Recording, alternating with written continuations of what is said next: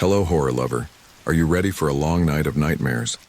Before we begin, I want to ask you to subscribe to the channel, and especially leave a comment telling me which city you're watching from. I'd love to know. Click the like button, all of this because the endless Arizona highway stretched before me, a ribbon of asphalt cutting through the desert landscape. The sun hung low on the horizon, painting the sky in hues of orange and purple. I'd been driving for hours, eager to get home after a grueling business trip. The radio crackled with static, and I absently reached to adjust it. That's when I heard it. A sputtering cough from the engine, followed by an ominous rattling. No, no, no, I muttered, gripping the steering wheel tighter. Not now, please, not now. But my pleas fell on deaf ears. The car shuddered, the engine gasping its last breath before falling silent. I coasted to the shoulder, my stomach sinking as the realization hit me. I was stranded. I sat there for a moment, stunned, as the gravity of my situation settled in. Miles from anywhere, on a deserted stretch of road, with night rapidly approaching. I took a deep breath, trying to quell the panic rising in my chest. "Okay, Amy," I said aloud, my voice sounding small in the quiet car. "Don't freak out, just call for help." I reached for my phone, the screen illuminating the darkening interior of the car. No signal. Of course. Damn it! I slammed my hand against the steering wheel, frustration momentarily overriding my fear. I stepped out of the car, the cooling desert air raising goosebumps on my skin. The road stretched endlessly in both directions, not a single light or sign of civilization in sight. The vastness of the desert, which had seemed beautiful earlier, now felt oppressive and threatening. As I stood there weighing my options, a flicker of light in the distance caught my eye. Headlights. My heart leapt with a mixture of relief and apprehension. "Please be help," I whispered, watching as the vehicle drew closer. It was an old pickup truck, its paint faded and peeling. It slowed as it approached, pulling onto the shoulder behind my car. The headlights shut off, plunging the area into twilight darkness. A man stepped out, tall and broad-shouldered. He approached slowly, hands visible at his sides in a non-threatening gesture. "Car trouble?" he called out, his voice gravelly but not unkind. I nodded, still keeping my distance. "Yeah, it just died on me." He came closer, and I could make out his features in the fading light. He was older, probably in his 50s, with weathered skin and kind eyes. Despite his rough appearance, something about him put me slightly at ease. "Name's Frank," he said, offering a calloused hand. "Mind if I take a look?" I hesitated for a moment before shaking his hand. "Amy." "And sure, go ahead. Though I'm not sure what good it'll do. I think it needs a tow." Frank popped the hood, peering into the engine compartment. After a few minutes of tinkering, he straightened up, wiping his hands on his jeans. "Yeah, looks like your alternator's shot," he said, shaking his head. "Not something we can fix out here." I felt my heart sink. "Great, just great, and of course there's no cell signal out here." Frank's eyebrows rose. "No signal? Here, try mine. I've got a booster in my truck. Tends to work even out here in no man's land." He reached into his pocket and pulled out an old flip phone.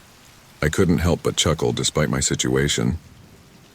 "Wow, I haven't seen one of those in years," I said, taking the offered phone. Frank shrugged, a small smile tugging at his lips. "Hey, it works. That's all I need."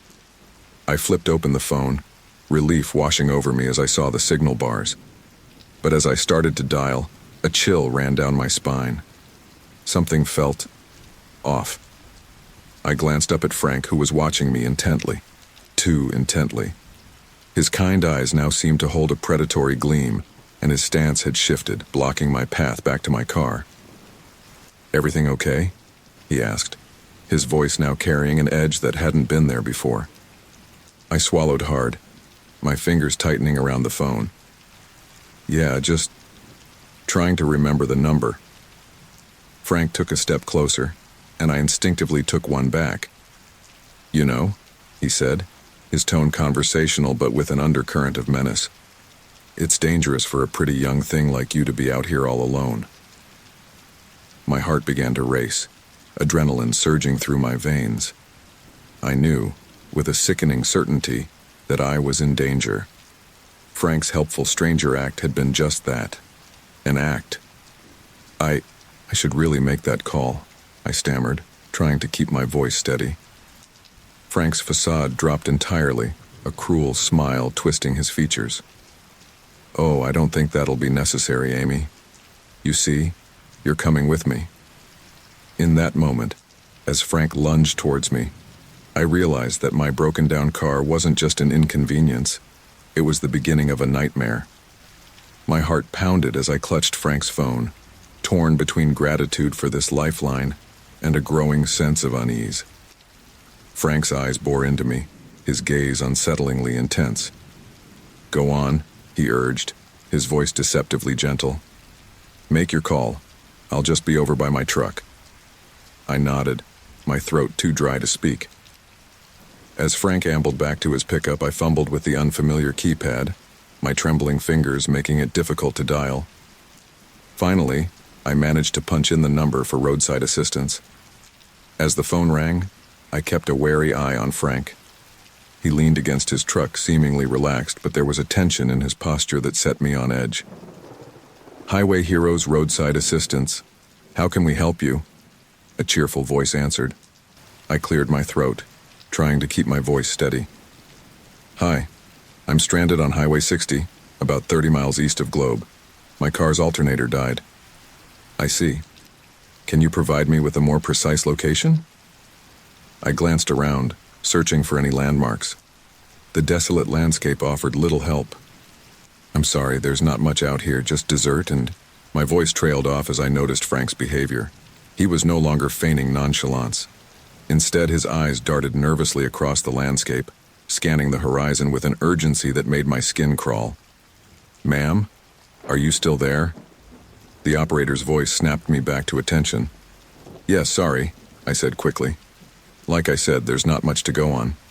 But I'm on a straight stretch of road and there's a large saguaro cactus about 50 yards from where I'm parked. As I spoke, I watched Frank grow increasingly agitated. He paced by his truck, occasionally glancing at his watch. The contrast between his earlier calm demeanor and this nervous energy was jarring.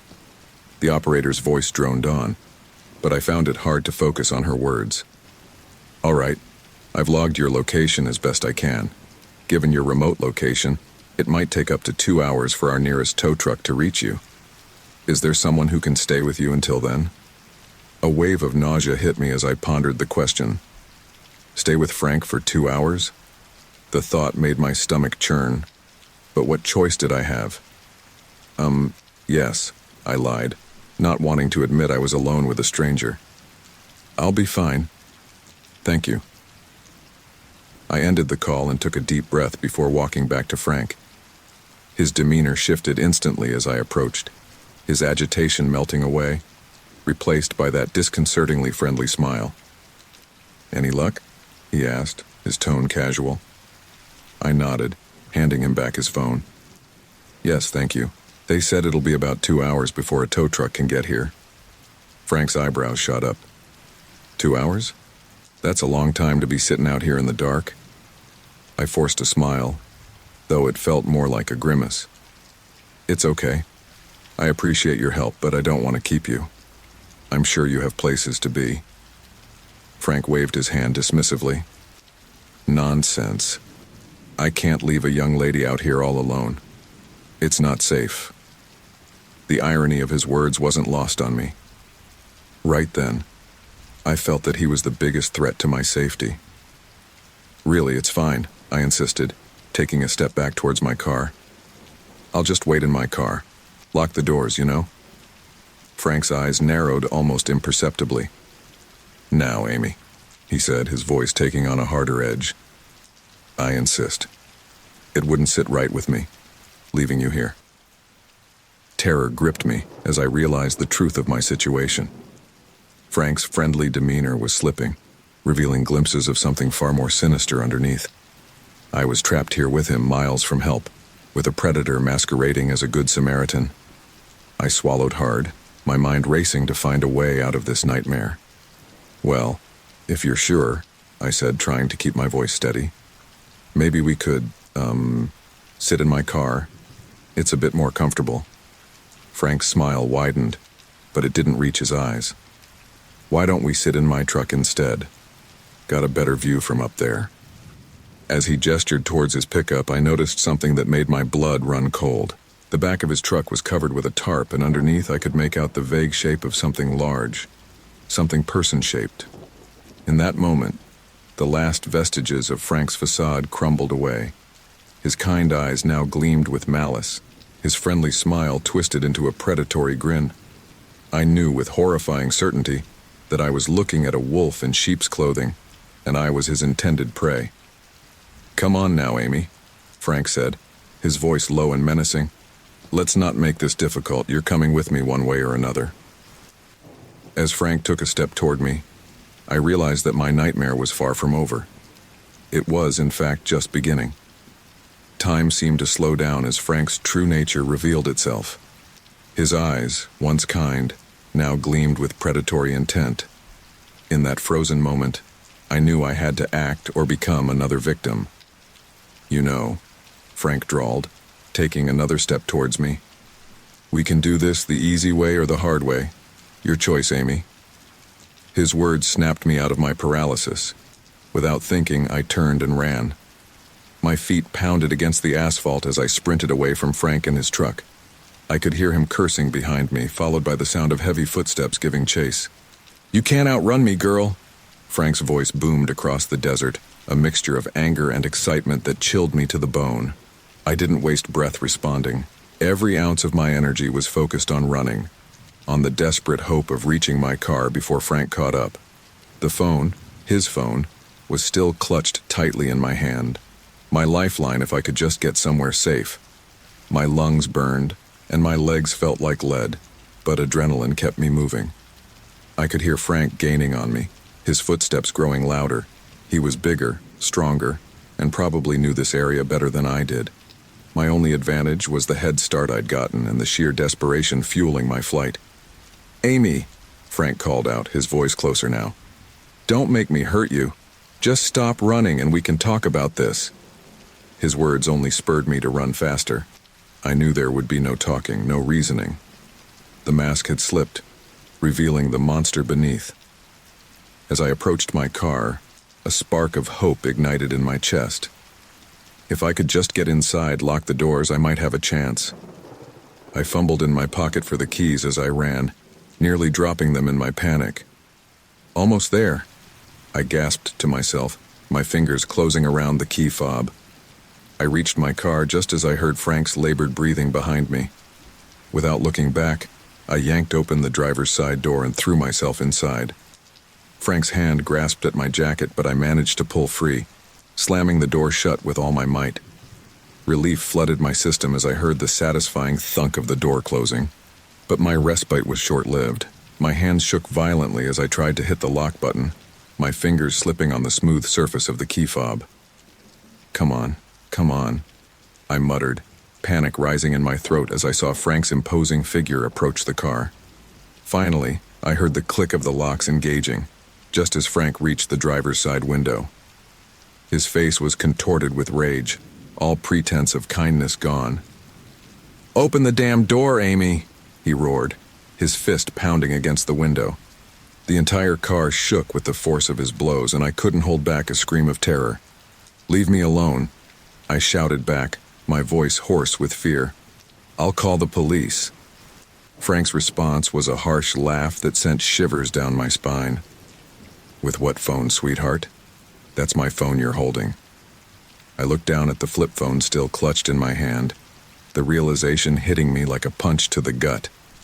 He was right. This was his phone. For all I knew, it could be a burner, untraceable. And even if I could call for help, how would I tell them where I was? "You can't stay in there forever," Frank taunted, his voice taking on a sickeningly sweet tone. "Eventually you'll have to come out, and when you do..." He left the threat hanging, his implications clear. I tried to steady my breathing, to think past the panic clouding my mind. He was right. I couldn't stay in the car indefinitely. But I had bought myself some time and I had a phone, even if it was his. "Think, Amy, think," I whispered to myself, trying to block out the sound of Frank circling the car, testing each door. I looked at the phone in my hand. It was old, but it had signal out here when mine didn't. There had to be a way to use this to my advantage. As Frank's fist pounded on the rear window, making me jump, an idea began to form. I flipped open the phone, my fingers still trembling, but now with a sense of purpose. I might not be able to call for help directly, but maybe, just maybe, I could find another way to use this lifeline. As I navigated through the unfamiliar phone menu, I kept one eye on Frank. He had stepped back from the car, watching me with a mix of fury and calculation. I knew he was trying to figure out his next move, and I had to act fast. "Okay, Frank," I called out, trying to keep my voice steady. "You want to talk? Let's talk. But I'm staying right here in this car until help arrives." Frank's eyes narrowed, a cruel smile playing on his lips. "Oh, Amy," he said, his voice dripping with false sympathy. "Don't you understand? No one's coming to help you. It's just you and me out here." As he spoke, I found what I was looking for on the phone, a small icon that could be my salvation. With a deep breath, I pressed it, hoping against hope that my plan would work. The chase had begun, but it wasn't over. Not by a long shot.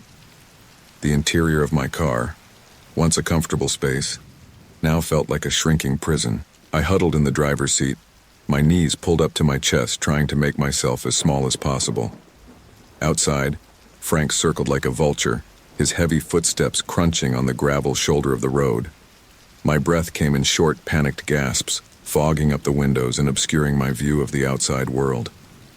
I wiped a small circle clear on the driver's side window, needing to keep an eye on my tormentor. "You can't stay in there forever, Amy," Frank called out, his voice a sickening mixture of false concern and barely concealed menace. "It's getting cold out here. Why don't you come on out and we can talk this through?" I remained silent, not trusting my voice to remain steady. My eyes darted around the car's interior, searching for anything I could use as a weapon if it came to that. The glove compartment yielded nothing but registration papers and an old air freshener. Frank's face suddenly appeared at the window, making me jump and let out a small yelp. He pressed his palms against the glass, leering at me. "I'm trying to be patient, Amy," he said, his breath fogging the window from the outside. "But my patience is wearing thin. Don't make me break this window. You wouldn't want to get hurt by all that flying glass, would you?" My heart raced, pounding so hard I could feel it in my throat. I clutched Frank's phone tighter, the hard edges of the device digging into my palm. The phone. In my panic, I'd almost forgotten about it. I just need a minute," I called out, trying to keep my voice from shaking. "Please, just give me a minute to think." Frank's eyes narrowed, but he stepped back from the window. "1 minute," he growled. "Then I'm coming in, one way or another." As soon as he moved away, I fumbled with the phone, my sweaty fingers slipping on the unfamiliar keypad. The old flip phone was nothing like my smartphone, and in my panicked state, even the simplest functions seemed impossibly complex. Come on," I muttered, frustration mounting as I struggled to navigate the archaic menu system. Each second that ticked by felt like an eternity, with Frank's threat looming over me. Finally, I found the keypad function. My fingers trembled as I dialed 911, praying that the call would go through. As the phone began to ring, a wave of elation washed over me. Help was just a conversation away.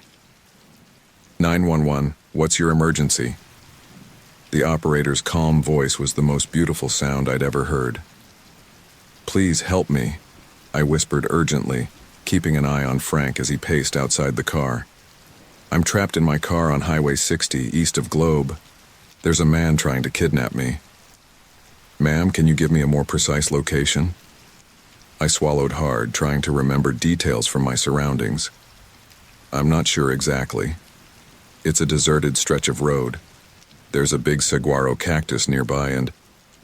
Suddenly, Frank's face appeared at the window again. His eyes widened as he saw the phone in my hand, then narrowed dangerously. "Who are you talking to, Amy?" he snarled, slamming his fist against the window. The whole car shook with the impact. I couldn't suppress a scream. "He's here. Please, hurry." "Ma'am, stay calm," the operator said, her voice steady despite the chaos. "We're dispatching officers to your location now. Can you stay on the line with me?" Before I could respond, Frank let out a roar of rage. He stepped back from the car, then charged at the driver's side door, slamming his shoulder into it. The car rocked violently, and I heard a worrying creak from the door's hinges. "No!" I screamed, scrambling to the passenger side of the car. "Please, he's trying to break in." "Officers are on their way," the operator assured me. "They're tracking the location of the phone you're using. Is there anything you can use to defend yourself?" I looked around frantically, my eyes landing on the rearview mirror. With shaking hands, I reached up and yanked it off the windshield. I have a mirror," I said, clutching it like a lifeline. "What do I do?" Another impact rocked the car. I could hear the door groaning under the assault. "If he gets in, aim for his eyes or throat," the operator instructed. "But only if you have to. Your priority is to stay safe until help arrives." Frank's face appeared at the passenger window, his features twisted with rage. "You called the cops?" He spat, slamming his palm against the glass. "You're gonna regret that, Amy, when I get in there." His threat was cut short by the distant sound of sirens. Frank's head snapped up, looking down the road. For the first time, I saw fear flicker across his face. "They're coming," I breathed, hardly daring to believe it. "I can hear sirens." "Good," the operator said. "Stay in your car. Do not open the doors until the officers tell you it's safe." Frank backed away from the car, his eyes wild as he looked from me to the direction of the approaching sirens. He seemed torn, unsure whether to make one last attempt to get to me or to flee. As the sirens grew louder, Frank made his decision. With one last murderous glare at me, he turned and sprinted towards his truck. "He's running," I shouted into the phone. "He's getting in his truck." "The officers will pursue him," the operator assured me. "You've done well, ma'am. Just stay where you are. You're safe now." As I watched Frank's truck peel out onto the highway, kicking up a cloud of dust, I finally allowed myself to breathe. My sanctuary had withstood the siege, and help was on the way. But as the adrenaline began to ebb, leaving me shaky and exhausted, I knew that this ordeal was far from over.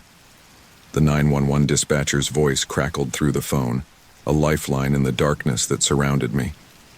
"Ma'am, can you tell me your name and exactly what's happening?" My voice quivered as I responded, the words tumbling out in a frantic rush. "My name is Amy. I'm trapped in my car on Highway 60 east of Globe. There's a man, he calls himself Frank. He tried to kidnap me. Now he's trying to break into my car." "Okay, Amy," the dispatcher said, her voice calm and steady. "I need you to take a deep breath. Can you tell me what Frank looks like?" I gulped in air, trying to steady myself. "He's tall, maybe 6'2", heavy set, probably in his 50s. Gray hair, beard. He's wearing a plaid shirt and jeans. He has a pickup truck, old and rusty. I think it's blue, but it's hard to tell in the dark."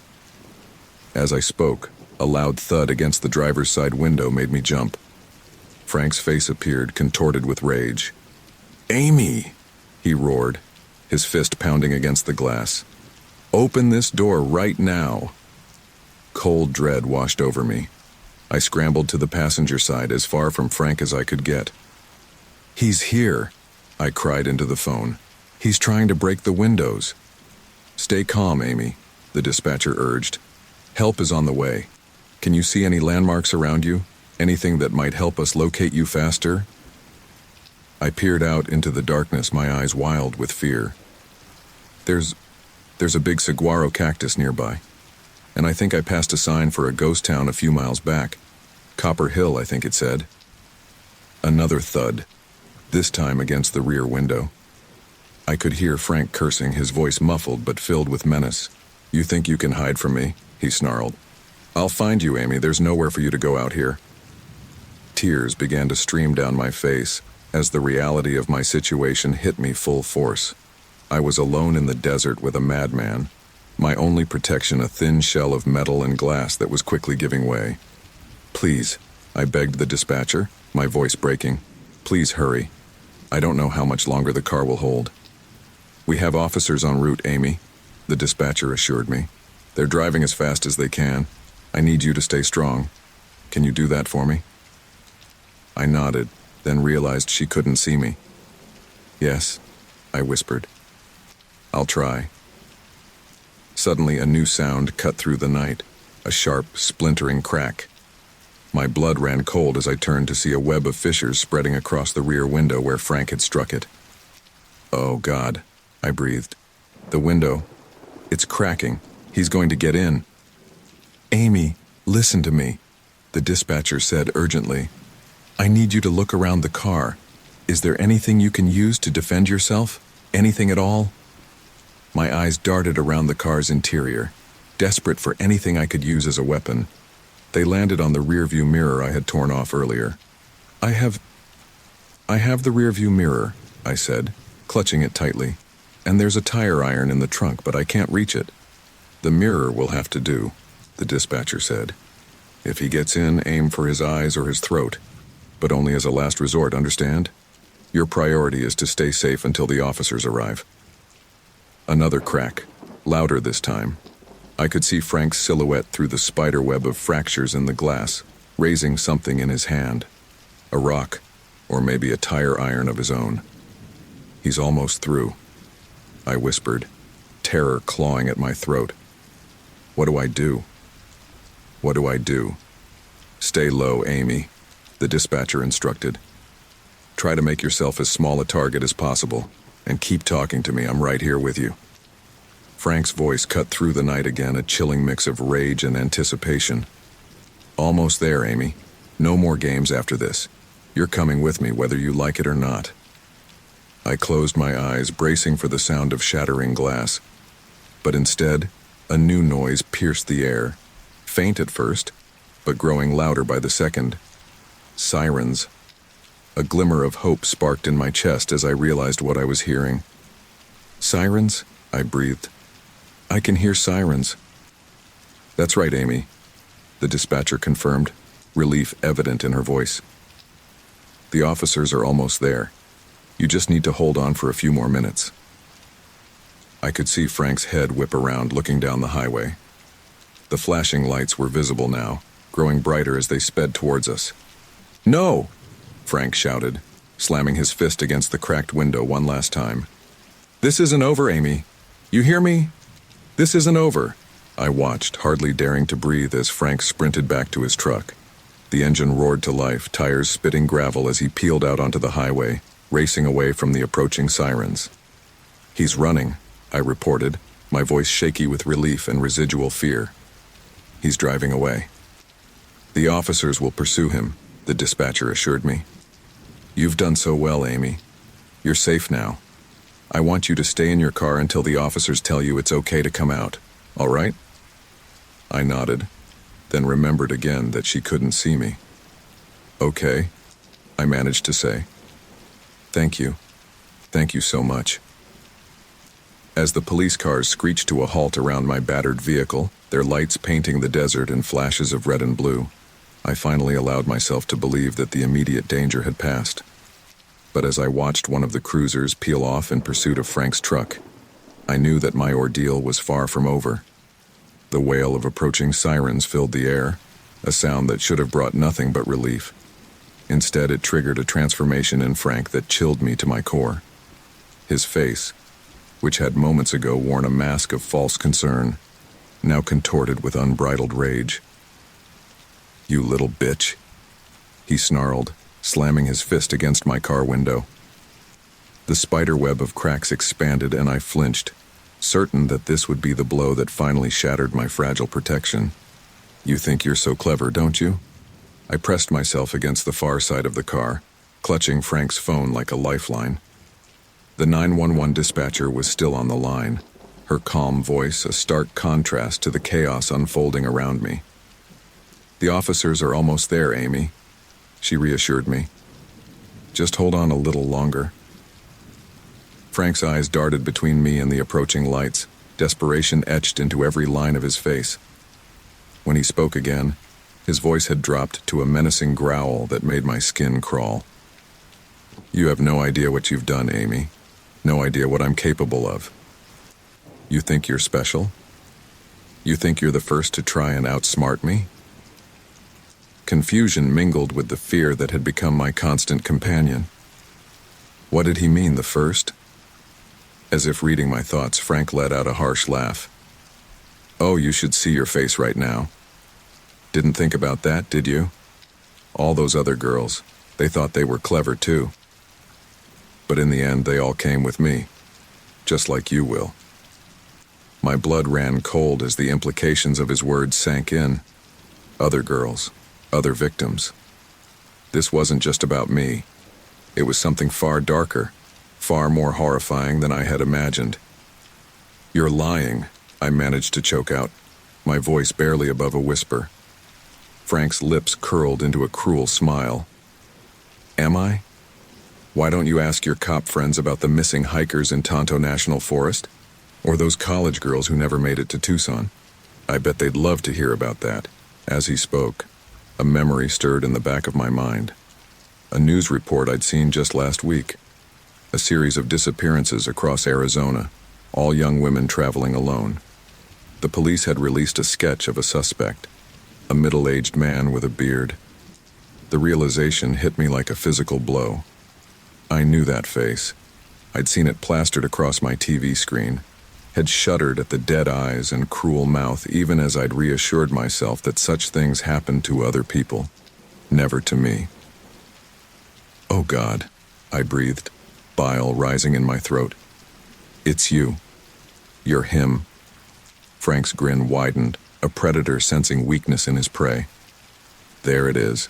I was wondering when you'd figure it out. You know, Amy, you really should pay more attention to the news. It might just save your life one day. The sirens were closer now, their piercing wail drowning out the sound of my ragged breathing. Frank glanced over his shoulder, his expression darkening. Looks like our time is up, sweetheart. But don't think this is over. I'm not done with you, not by a long shot. He leaned in close, his breath fogging the cracked window. I'll find you, Amy. And when I do, you'll wish you'd just come quietly tonight. With that, he turned and sprinted towards his truck.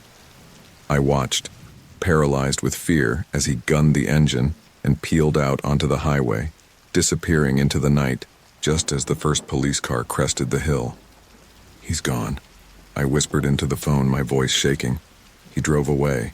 The officers will pursue him, the dispatcher assured me. You're safe now, Amy. You did everything right. But as I watched the police cars screech to a halt around me, their flashing lights illuminating the desolate landscape, I couldn't shake the feeling that this was far from over. I had survived tonight, yes, but at what cost? The realization of how close I had come to becoming another statistic, another missing poster, another grieving family on the evening news, hit me full force. I doubled over, retching, my body finally giving in to the terror and stress of the night. A gentle tap on my window made me jerk upright. A police officer stood there, her face a mask of concern.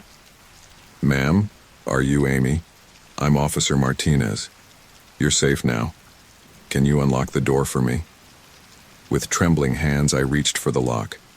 As it clicked open, I felt a wave of exhaustion wash over me. The immediate danger had passed, but as Officer Martinez helped me from the car, her partner already on the radio calling for backup to pursue Frank, I knew that my ordeal was far from over. Frank was still out there, and he had made it clear. This was just the beginning. As I sank into the back of the police cruiser, wrapped in a shock blanket, I couldn't help but wonder. How many other women had sat where I was sitting now? How many others had Frank terrorized? And most chillingly of all, how many had never been found? The night had unmasked a true evil, one that had been hiding in plain sight all along. And as the adrenaline of my escape began to fade, replaced by a bone-deep weariness, I knew that my life would never be the same again. The night exploded into a cacophony of sound and light as police cruisers screeched to a halt around my battered car. Their sirens wailed a discordant symphony, red and blue lights painting the desert landscape in an otherworldly glow. Relief flooded my system, so intense it was almost painful. "Amy?" Officer Martinez's voice cut through the chaos. "We're going to get you out of there, okay? Just stay calm." I nodded, unable to find my voice.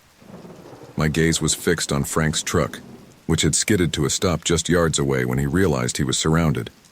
The cavalry had arrived, but the standoff was far from over. "Frank Holloway!" A male officer's voice boomed through a megaphone. "This is the Arizona State Police. We have you surrounded. Step out of the vehicle with your hands where we can see them." My heart raced, pounding so hard I could feel it in my throat. This was it. After everything that had happened, it all came down to this moment. For a long, tense moment, nothing happened. Then, slowly, the driver's side door of Frank's truck creaked open. He emerged, his movements deliberate and controlled. "Hands where we can see them, Holloway," the officer commanded again. Frank complied, raising his hands above his head, but even from a distance I could see the calculating look in his eyes. He wasn't done. Not by a long shot. "Well, well," Frank called out, his voice carrying easily across the quiet desert night. "Looks like the gang's all here. You boys sure know how to crash a party." "Get down on your knees now," another officer shouted, his gun trained steadily on Frank. Disbelief warred with hope inside me. Could it really be this easy? After all the terror, all the close calls, would Frank simply give up? Frank slowly began to lower himself to his knees, his hands still raised. "You know," he said conversationally, as if he weren't surrounded by armed officers, "I gotta hand it to you, Amy. You're tougher than you look. Most girls, they don't make it this far." A chill ran down my spine at his words. Officer Martinez must have felt me tense because she placed a reassuring hand on my shoulder. "Don't listen to him, Amy," she said softly. "It's over. He can't hurt you anymore." But even as she spoke, I saw something change in Frank's demeanor. A subtle shift, a tightening of his muscles. I recognized it from our earlier confrontation. He was preparing to make a move. "Officer!" I cried out, my voice hoarse with fear. "He's going to—" Before I could finish my warning, Frank exploded into action. With a speed that belied his size, he lunged towards my car, towards me. "Amy!" he roared. "You're coming with me, you hear? This isn't over." Time seemed to slow down. I saw the officers react, their shouts echoing across the desert. I saw Frank's face contorted with rage and desperation, growing closer by the second. And I saw Officer Martinez, her gun raised, her finger tightening on the trigger. The gunshot rang out, deafeningly loud in the night air. For a moment, everything stood still. Frank stumbled, a look of surprise crossing his face. He looked down at his chest, where a dark stain was rapidly spreading across his shirt. Then, almost in slow motion, he crumpled to the ground. The silence that followed was absolute. Even the desert wind seemed to hold its breath. Then, all at once, chaos erupted. Officers swarmed Frank's prone form, weapons still drawn. Orders were shouted. Radios crackled with urgent communications. Through it all, I sat frozen in the police car, unable to process what I had just witnessed. "Amy?" Officer Martinez's voice seemed to come from far away. "Amy, can you hear me? It's over. You're safe now?" I turned to look at her, my movements sluggish, as if I were moving underwater. "Is he?" "He's alive," she assured me. "The paramedics are on their way. He's going to face justice for what he's done." As her words sank in, the adrenaline that had been keeping me going suddenly drained away. I slumped in my seat, exhaustion hitting me like a physical blow. "It's really over?" I asked, my voice small and uncertain. Officer Martinez nodded, a gentle smile on her face. "It's really over. You did it, Amy. You survived." As the reality of her words sank in, I felt the first tears begin to fall. They came slowly at first, then in great heaving sobs that shook my entire body. Officer Martinez held me as I cried, murmuring soothing words I couldn't quite make out. In the distance, I could hear the wail of approaching ambulance sirens. The night wasn't over yet. There would be statements to give, evidence to process, a hospital visit to endure. But the immediate danger had passed. Frank Holloway, the monster who had terrorized me and who knows how many others, was in custody. He would face justice for his crimes. And I had survived. As the first hints of dawn began to lighten the eastern sky, I took a deep, shuddering breath. For the first time since my car had broken down on this desolate stretch of road, I allowed myself to believe that I would see another sunset. The cavalry had arrived, and with them, the promise of a new day.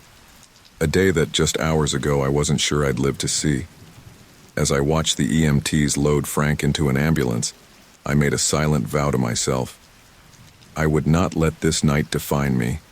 I had survived, and now it was time to live.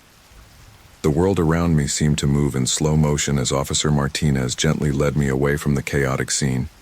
The flashing lights of the police cars and ambulances painted surreal patterns across the desert landscape.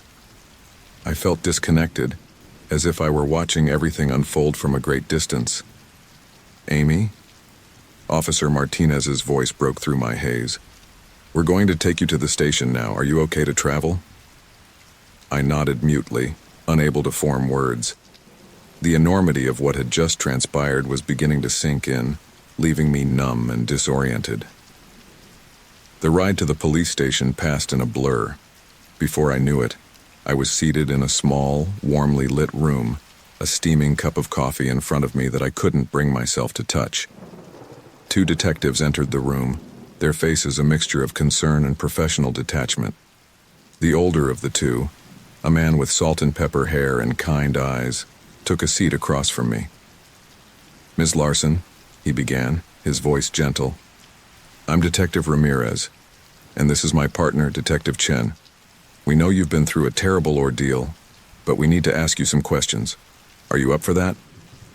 I nodded again, finding my voice at last.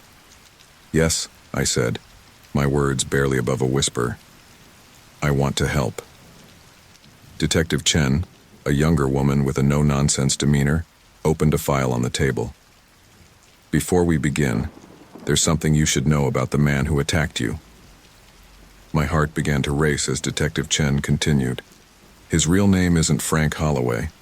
We've identified him as Gerald Mathers, a serial killer we've been tracking for the past 3 years." The room seemed to tilt as my mind reeled with this information. "Serial killer?" I repeated, the words feeling foreign on my tongue. Detective Ramirez nodded grimly. "Mathers is suspected in at least 12 disappearances across 3 states.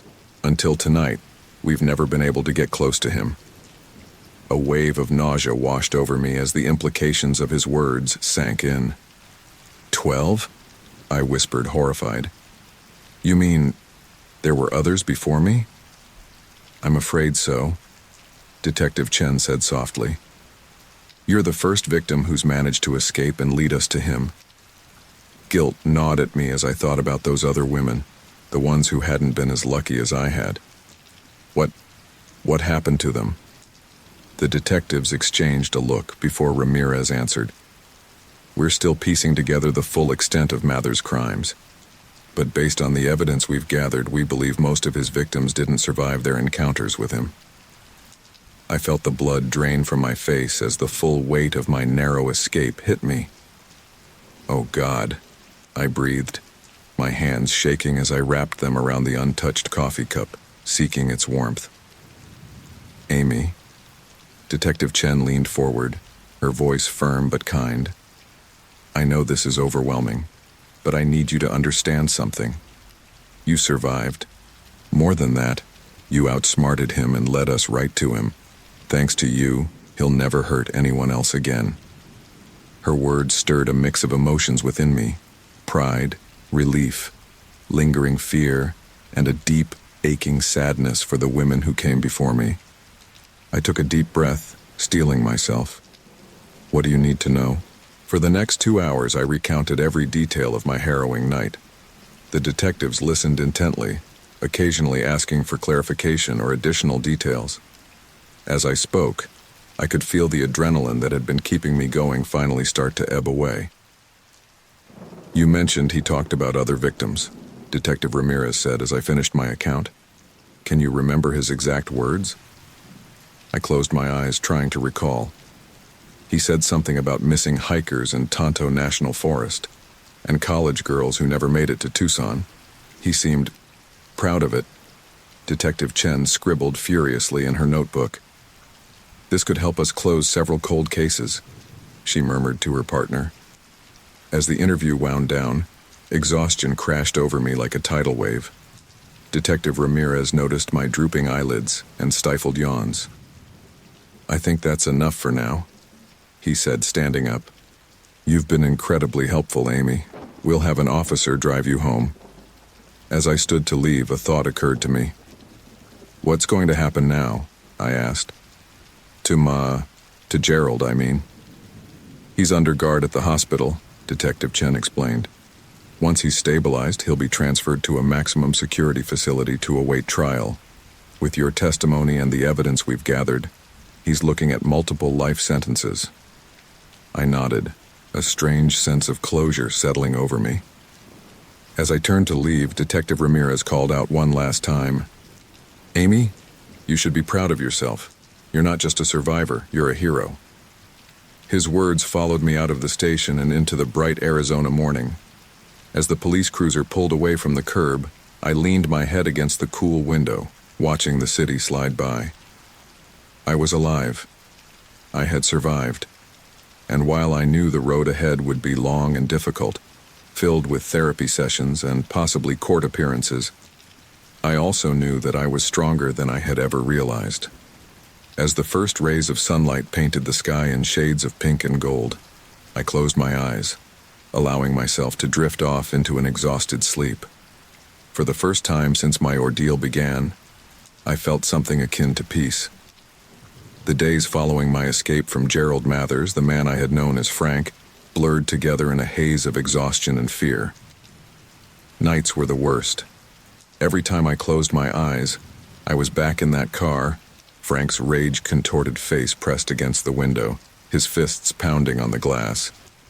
I'd wake up screaming, drenched in sweat, my heart racing. My mom, who had flown in from Ohio the day after my rescue, would rush into my room, her face etched with concern. "Amy, sweetie, it's okay. You're safe now," she'd murmur, holding me close as I sobbed into her shoulder. But was I really safe? The question haunted me, even in my waking hours. 2 weeks after that horrific night, I found myself sitting in a courtroom watching as Gerald Mathers was led in for his arraignment. He looked different now, smaller somehow in his orange jumpsuit and shackles. But when his eyes met mine, I saw a flicker of that same predatory gleam, and I felt my breath catch in my throat. "It's okay," Detective Chen whispered from beside me. "He can't hurt you anymore." I nodded, but I couldn't shake the feeling of unease. As the charges were read out, multiple counts of kidnapping, assault, and murder, I felt a storm of emotions raging within me. Anger at what he had done, not just to me but to so many others. Fear that somehow he might escape justice. And underneath it all, a deep, aching sadness for the lives he had destroyed. As we left the courthouse, Detective Chen handed me a card. "There's a support group," she explained, "for survivors of violent crimes. I thought, well, it might help to talk to people who understand what you're going through." I took the card, turning it over in my hands. "I'll think about it," I said, not quite ready to commit. But a week later, I found myself walking into a community center, my palms sweaty as I pushed open the door to a small meeting room. Inside, a circle of chairs was arranged, and several people were already seated, talking quietly among themselves. A woman with kind eyes and a gentle smile approached me. "You must be Amy," she said. "I'm Sarah. We're glad you could join us." As the meeting progressed, I listened to others share their stories. Some had survived domestic violence, others had escaped abduction attempts. And then there was Lisa, whose sister had been one of Mathers' victims. I don't know how you did it, Lisa said to me, her voice thick with emotion. How you found the strength to outsmart him to survive. My sister, she wasn't so lucky. I felt tears prick at my eyes. I'm so sorry, I whispered.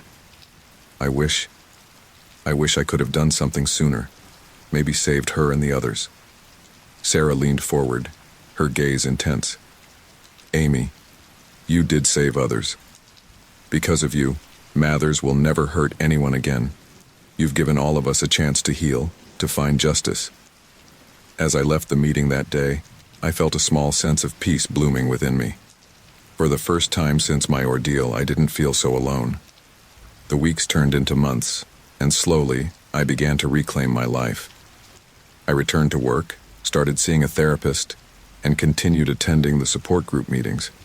And then, one day, Detective Ramirez called with news that sent my world spinning again. The trial date has been set, he informed me. The prosecutor wants to know if you're willing to testify. I felt my heart race at the thought of facing Mathers again, of reliving that terrible night in front of a courtroom full of strangers. But then I thought of Lisa's sister, of all the other women who would never have the chance to confront their attacker. I'll do it, I said, surprised by the determination in my voice. I want to testify. The days leading up to the trial were a whirlwind of preparation. I met with the prosecutor, went over my testimony countless times, and tried to steel myself for what was to come. But as the trial date loomed closer, I found myself consumed by anxiety and anticipation. The night before I was due to testify, I couldn't sleep. I paced my apartment, alternating between bouts of nervous energy and moments of paralyzing fear. At dawn, I gave up on sleep altogether and called Sarah. I don't know if I can do this, I confessed, my voice shaking. What if I freeze up? What if I can't face him? Amy, listen to me. Sarah's voice was calm and reassuring. You are stronger than you know. You've already faced your worst nightmare and come out the other side. Tomorrow you're not just speaking for yourself. You're speaking for all of us who've survived, and for those who didn't get the chance. Her words settled over me, and I felt my resolve strengthen. As I watched the sun rise, painting the sky in shades of pink and gold, I made a promise to myself. I would face Mathers one last time. I would tell my story, not just for myself, but for all the women whose voices had been silenced. The road to recovery was long and often difficult, but as I prepared to take the stand, I knew that each step forward was a victory. Tomorrow, I would reclaim my narrative. I would transform from victim to survivor, from hunted to hunter. The courtroom was packed. A sea of unfamiliar faces all turned towards me as I took the stand. My heart pounded so loudly I was sure everyone could hear it. As I raised my right hand to be sworn in, I caught sight of Gerald Mathers, the man I had known as Frank, sitting at the defense table. His eyes locked onto mine, and for a moment I was back in that terrifying night, trapped and afraid. Ms. Larson, the prosecutor's voice broke through my panic, anchoring me to the present.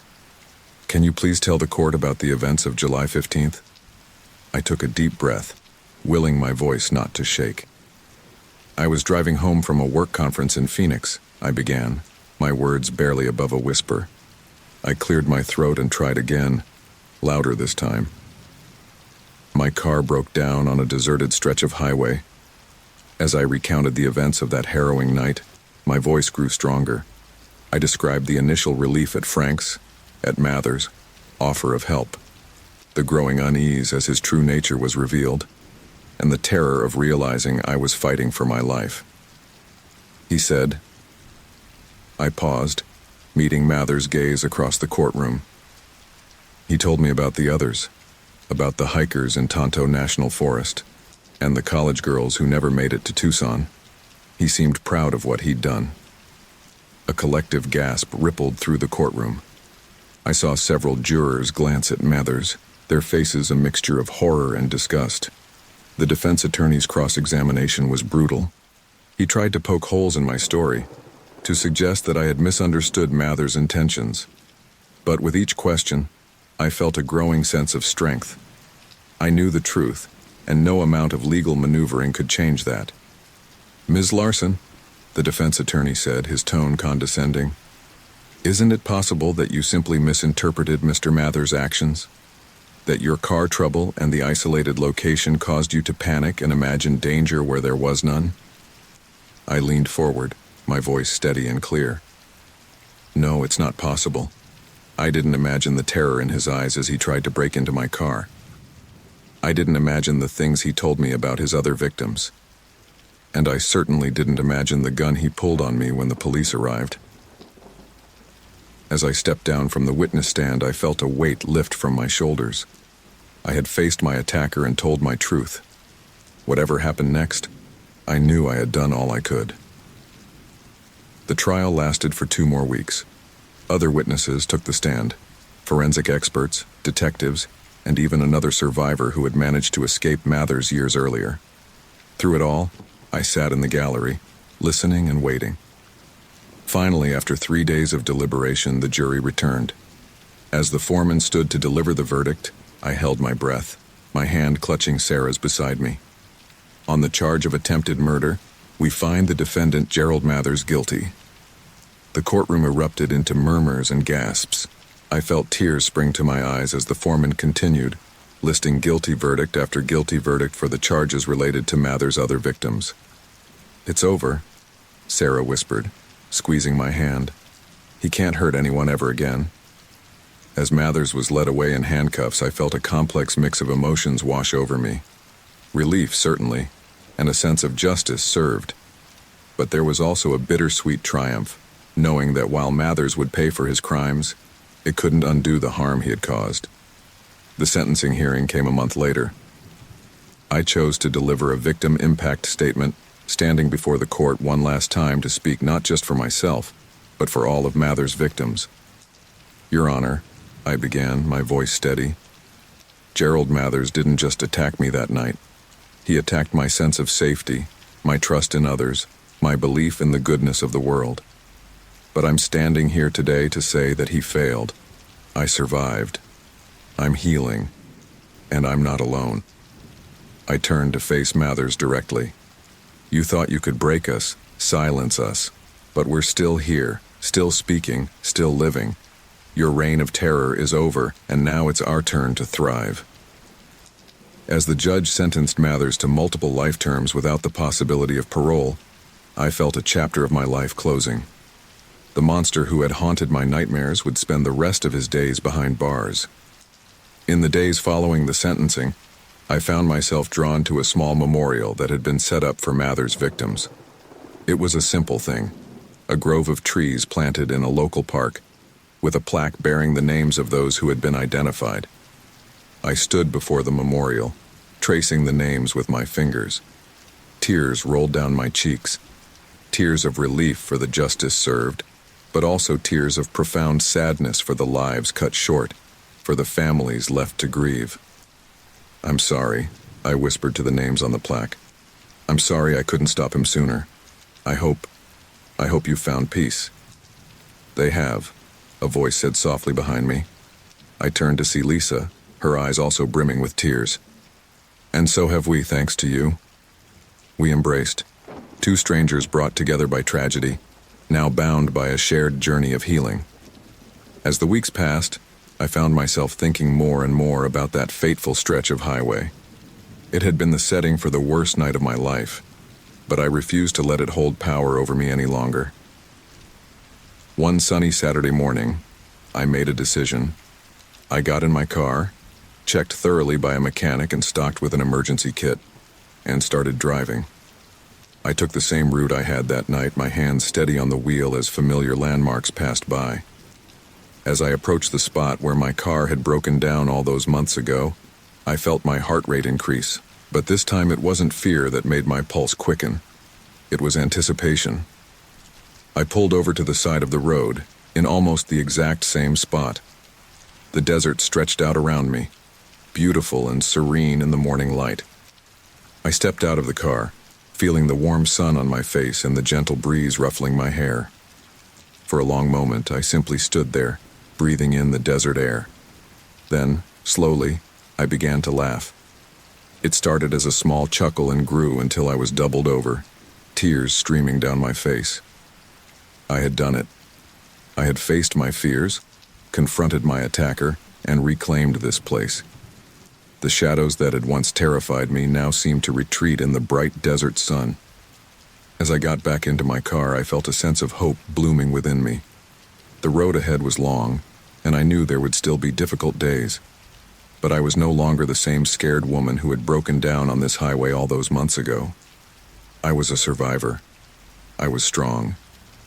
And I was ready to embrace whatever the future might hold. With a smile on my face, I started the engine and pulled back onto the highway. As I drove away, I glanced in my rearview mirror at the stretch of road behind me. It was just a road now, nothing more. And I was just a woman on a journey, heading towards a future full of possibility. The desert stretched out before me, vast and open, and for the first time in a long time I felt truly, completely free. The soft glow of the baby monitor cast eerie shadows across my living room as I settled into the well-worn groove of my favorite armchair. It had been another long day of juggling work and single motherhood, and I was looking forward to a few quiet hours to myself. Little Emma had finally drifted off to sleep after what felt like an eternity of lullabies and gentle rocking. I reached for the dog-eared novel on the side table, eager to lose myself in its pages. The house creaked and settled around me, a familiar symphony of sounds that usually brought comfort. But tonight, something felt off. I couldn't quite put my finger on it, but a nagging sense of unease tugged at the edges of my consciousness. Shaking off the feeling, I opened my book and began to read. The words blurred together as exhaustion threatened to overtake me. I was just about to give in and head to bed when a sound from the baby monitor made me freeze. At first, I thought I had imagined it, a low murmur, barely audible above the white noise of the device. I held my breath, straining to listen. There it was again, a deep, unmistakably male voice. "Shh, little one. Don't cry. We don't want to wake Mommy, do we?" My heart stopped. The book slipped from my fingers, landing on the floor with a dull thud that seemed to echo through the suddenly silent house. I sat there, paralyzed, as the blood rushed in my ears and my mind raced with terrifying possibilities. This couldn't be happening. It had to be a mistake, a crossed signal on the monitor. But deep down I knew. I knew with a bone-chilling certainty that someone was in my baby's room. I lived alone. There was no man who should be in my house, let alone in Emma's nursery. The realization hit me like a physical blow, stealing the air from my lungs. With trembling hands, I reached for my phone on the side table. It slipped through my sweat-slicked fingers, clattering to the floor. I scrambled to retrieve it, my movements clumsy with fear. "Come on, come on," I whispered desperately as I fumbled with the lock screen. The numbers swam before my eyes, and it took 3 attempts before I managed to enter the correct passcode. I dialed 911, my finger hovering over the call button as I listened intently to the baby monitor. Silence. Had I imagined it? Was my exhausted mind playing tricks on me? Then, unmistakably, I heard it again. "Such a beautiful child. You'll fetch a high price, won't you, little one?" A strangled sob escaped my lips as I pressed the call button. The phone seemed to ring for an eternity before a calm, professional voice answered. 911, what's your emergency?" I tried to speak, but my voice caught in my throat. I swallowed hard and forced the words out in a hoarse whisper. "There's someone in my baby's room. I can hear a man's voice on the monitor. Please, you have to help us." "Ma'am, I need you to take a deep breath. Can you tell me your address?" I rattled off my address, surprising myself with how steady my voice sounded. The operator's calm demeanor acted like a lifeline, anchoring me in the midst of my panic. "Officers are on their way," she assured me. "Are you in a safe location?" "I'm in the living room," I replied, my eyes darting to the hallway that led to Emma's nursery. "The baby's room is down the hall." "Stay where you are," the operator instructed. "Do not confront the intruder. Can you still hear anything from the monitor?" I strained to listen, but all I could hear was the soft, rhythmic breathing of my sleeping child. "No," I whispered. "It's quiet now." "That's okay. The officers should be there soon. I'm going to stay on the line with you until they arrive. Can you tell me your name?" "Rachel," I said, my voice barely audible. "My name is Rachel, and my baby is Emma. She's only 6 months old." Tears welled up in my eyes as the full weight of the situation crashed over me. Oh God, what if he takes her? What if... "Rachel, I need you to focus," the operator cut in firmly. "The officers are almost there. Is your front door locked?" I nodded, then realized she couldn't see me. "Yes, it's locked." "Good. Now I want you to go to the front door, but do not open it until you see the officers. Can you do that for me?" On shaky legs, I rose from the chair and made my way to the front door. Each step felt like an eternity, the floorboards creaking beneath my feet. I pressed my eye to the peephole, watching for any sign of the police. The night outside was still and dark, broken only by the glow of a street lamp at the end of my driveway. As I watched, a pair of headlights turned onto my street, moving slowly. My heart leapt as I recognized the distinctive shape of a police cruiser. "They're here," I breathed into the phone. "Okay, Rachel. The officers will announce themselves. Don't open the door until you're sure it's them." A few moments later, there was a firm knock at the door. "Police, open up." Relief flooded through me as I fumbled with the locks. I threw open the door to find 2 officers standing on my porch, their hands on their holstered weapons. "Ma'am, are you all right?" one of them asked, his eyes scanning the interior of the house behind me. I nodded, stepping back to let them in. "Please," I said, my voice cracking. "My baby. There's someone in her room." As the officers entered, their radios crackling with indecipherable chatter, I felt a strange mix of terror and hope. Whatever happened next, I knew that this night would change everything. The sanctity of my home, my sense of security, my world. It had all been shattered by a whisper in the night. The 2 police officers flanked me as we approached Emma's nursery, their presence both reassuring and terrifying. Officer Ramirez, a stocky man with kind eyes, placed a steadying hand on my shoulder. "Ma'am, we need you to stay behind us," he said softly. "If there's an intruder, we don't want you in harm's way." I nodded mutely, my throat too constricted with fear to form words. We inched down the hallway, the beam of Officer Chen's flashlight cutting through the darkness. The door to Emma's room loomed before us, transformed from a cheery yellow barrier adorned with cartoon animals into a foreboding portal of unknown horrors. My hand instinctively reached for the doorknob, but Officer Chen gently pushed it away. "Let us handle this, ma'am," he whispered. With practiced efficiency, the officers positioned themselves on either side of the door. Officer Ramirez placed his hand on the knob, looking to his partner for confirmation. Officer Chen nodded, his gun at the ready. The door swung open with an agonizing creak that seemed to echo through the silent house. I held my breath, straining to hear any sound from within the room. A startled cry from Emma, the rustle of an intruder's movement, anything. But there was only suffocating silence. Officer Chen swept his flashlight across the room, illuminating Emma's crib, the changing table, the rocking chair where I had spent countless hours nursing her. Everything looked normal, undisturbed. Emma lay peacefully in her crib, oblivious to the drama unfolding around her. "Clear so far," Officer Chen murmured, stepping cautiously into the room. I hovered in the doorway, my eyes darting frantically from corner to corner, searching for any sign of the intruder I had heard. The shadows seemed to shift and move, playing tricks on my terrified mind.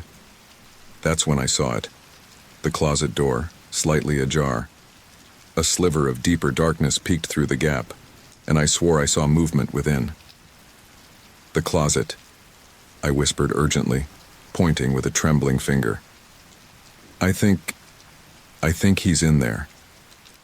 The officers exchanged a glance, their bodies tensing as they approached the closet. Officer Ramirez positioned himself in front of the crib, shielding Emma, while Officer Chen reached for the closet door. Time seemed to slow to a crawl. I could hear my heart pounding in my ears, drowning out everything else. Officer Chen's hand closed around the doorknob, and with one swift motion he yanked it open. "Police, don't move!" he shouted, his flashlight beam piercing the darkness of the closet. For a moment, nothing happened. Then a flurry of movement erupted from within. A dark figure burst from the closet, shoving past Officer Chen with surprising strength. The flashlight clattered to the floor, plunging the room into chaos. "Stop! Police!" Officer Ramirez yelled, but the intruder was already bolting for the door. I pressed myself against the wall as the shadowy figure barreled past me, the scent of unfamiliar cologne lingering in his wake. Adrenaline surged through me, and without thinking, I stuck out my foot. The intruder stumbled, crashing into the hallway wall with a sickening thud. Officer Chen was on him in an instant, wrestling him to the ground. "Stay down, don't move," Chen commanded, his knee pressing into the man's back as he cuffed him. The sudden commotion had startled Emma awake, and her frightened wails filled the air. I rushed to her crib, scooping her into my arms and holding her close, my body shaking with a mixture of fear and relief. "Shh, it's okay, baby," I murmured, pressing kisses to her forehead. "Mommy's here. You're safe now." Officer Ramirez approached us, his face etched with concern. "Are you both all right, ma'am?" I nodded, unable to take my eyes off the man being restrained in the hallway. "Who is he? What did he want?" Ramirez shook his head. "We'll get to the bottom of this, I promise. For now, let's get you and your daughter out of here. Is there someone you can stay with tonight?" The adrenaline was starting to wear off, leaving me feeling shaky and nauseous. "My sister," I managed to say. "She lives nearby." "Good. We'll need to ask you some questions, but that can wait until morning. Let's get you two somewhere safe for the night." As we made our way down the hallway, I caught a glimpse of the intruder's face in the flashing blue lights from outside. He was younger than I expected, with hollow cheeks and wild eyes that locked onto mine with an intensity that made my skin crawl. "This isn't over," he hissed as Officer Chen hauled him to his feet. "You can't keep her safe forever." A chill ran down my spine, and I clutched Emma tighter to my chest. Officer Ramirez stepped between us, blocking my view of the man. "Don't listen to him," he said firmly. "He's going away for a long time. You and your daughter are safe now." But as we stepped out into the cool night air, the flashing police lights painting everything in surreal shades of blue, I couldn't shake the feeling that this was just the beginning. The sanctity of my home had been violated, my sense of security shattered. How could I ever feel safe here again? Emma whimpered softly against my shoulder, and I stroked her back soothingly. "It's okay, sweetheart," I whispered, trying to convince myself as much as her. "We're going to be okay." As Officer Ramirez led us to his patrol car, I cast one last glance at my house. The open front door gaped like a wound, spilling light onto the front lawn. In that moment, I knew that nothing would ever be the same again. The harsh glare of fluorescent lights in the police station made everything seem surreal, as if I were trapped in some bizarre dream. Emma slept fitfully in my arms, occasionally whimpering in her sleep. I wondered if she could sense the turmoil around her, the lingering fear that clung to me like a second skin. Detective Sarah Moss sat across from me, her kind eyes contrasting with the stern set of her jaw. She'd been questioning me for what felt like hours, though a quick glance at the clock on the wall told me it had only been 45 minutes. "Mrs. Walker," she began, her voice gentle but firm.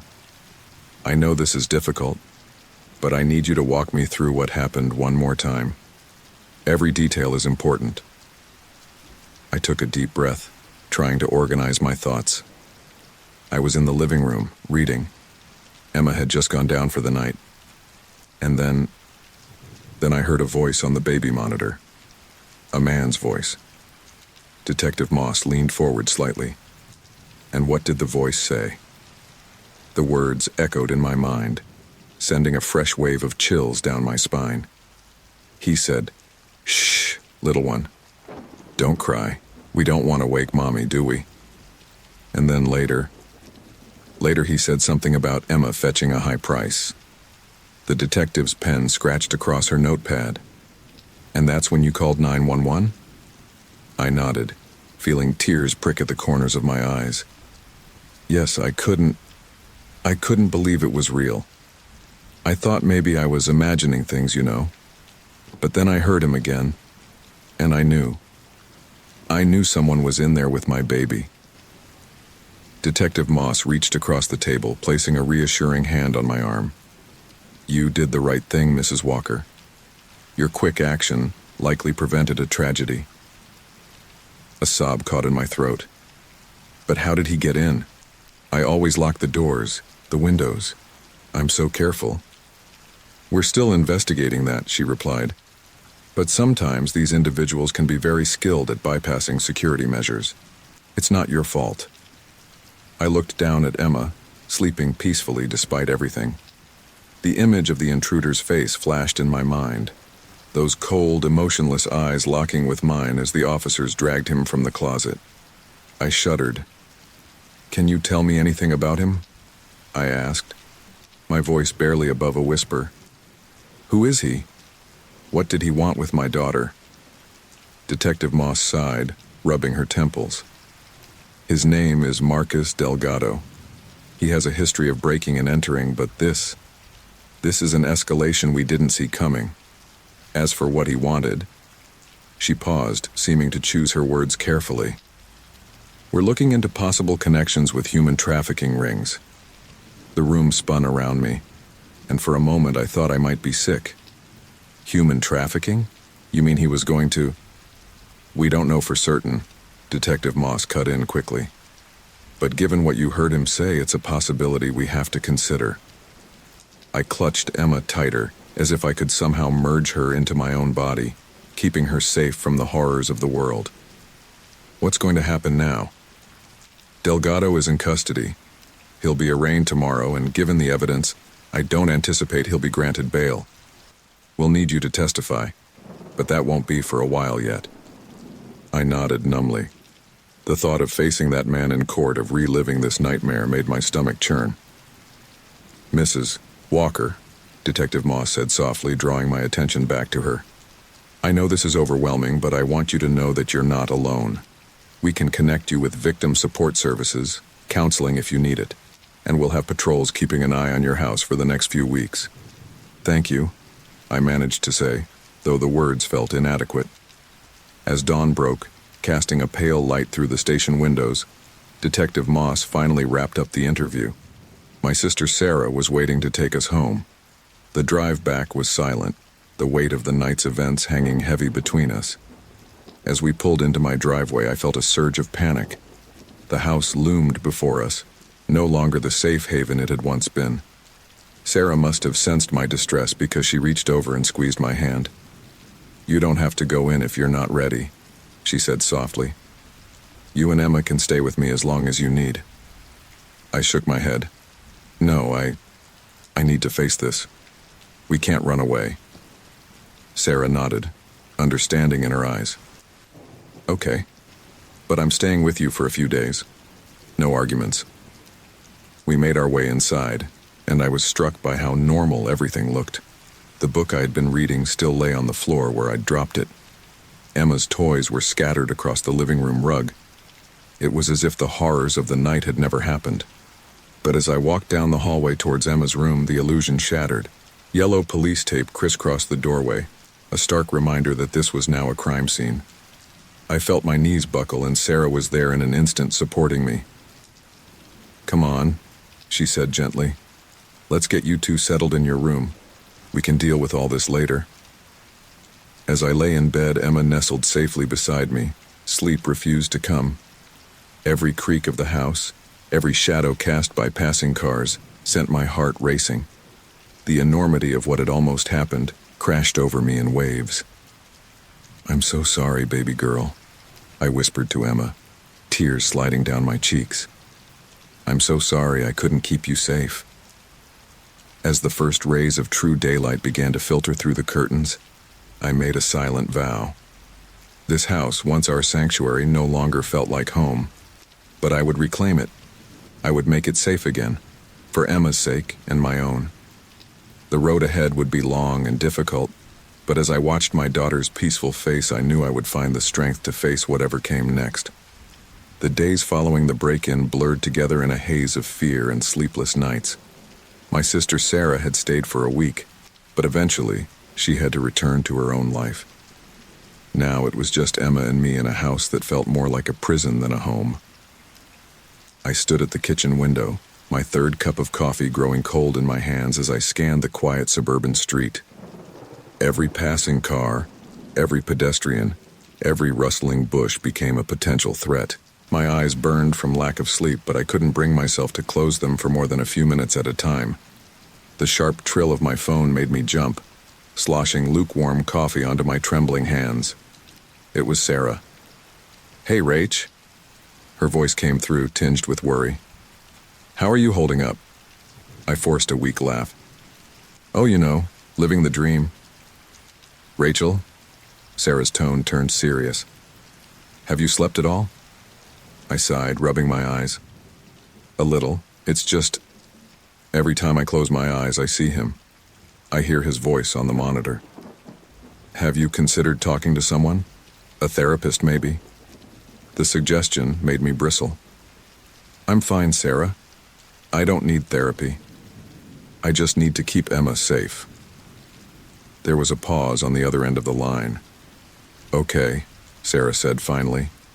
"But promise me you'll at least think about it? You can't keep going like this." After hanging up, I made my usual rounds of the house. I checked each window, testing the locks and ensuring the new security sensors were active. The front and back doors each had 3 deadbolts now, and I methodically engaged each one. In the living room, I paused at the newly installed security system panel. Green lights blinked reassuringly, indicating that all zones were secure. Still, I couldn't shake the feeling that it wasn't enough. Emma's cries suddenly pierced the silence, sending my heart racing. I sprinted to her room, images of that night flashing through my mind. But when I burst through the door, there was no intruder, just my baby girl awake and hungry. As I settled into the rocking chair to feed her, I tried to calm my racing thoughts. "It's okay, sweetie," I murmured, more to myself than to Emma. "We're safe. Mommy's just being silly." But even as I said the words, my eyes darted to the closet. The door was firmly shut, but I couldn't shake the image of a shadowy figure lurking inside. Later that afternoon, a knock at the door sent me into a panic. I approached cautiously, peering through the peephole to see a man in a uniform standing on my porch. "Who is it?" I called, my voice shaky. "Ma'am, it's Officer Ramirez. I'm here for the follow-up check we discussed." I hesitated, my hand hovering over the locks. "Can you show me your badge?" Officer Ramirez held up his badge to the peephole, and I slowly, reluctantly opened the door. "Mrs. Walker," he greeted me with a gentle smile. "How are you and Emma doing?" I gestured for him to come in, quickly shutting and locking the door behind him. "We're managing," I replied, leading him to the living room. Officer Ramirez's eyes swept over the new security measures, the cameras, the reinforced locks, the alarm panel. "I see you've upgraded your security," he commented. I nodded, wringing my hands. "Yes, I needed to do something, to make it safer." He sat down, his expression softening. "Mrs. Walker, I understand how frightening this has been, but I want you to know that Delgado is still in custody. He's not getting out anytime soon." "I know," I said, my voice barely above a whisper. "But what about next time? What if someone else tries to?" I couldn't finish the sentence. Officer Ramirez leaned forward, his voice kind but firm. "Mrs. Walker, Rachel, you can't live your life in fear of what might happen. You've taken good precautions, but you can't let this consume you." His words hit a nerve, and I felt tears welling up in my eyes. How am I supposed to feel safe? How can I ever sleep soundly knowing what almost happened to my baby? Officer Ramirez was quiet for a moment.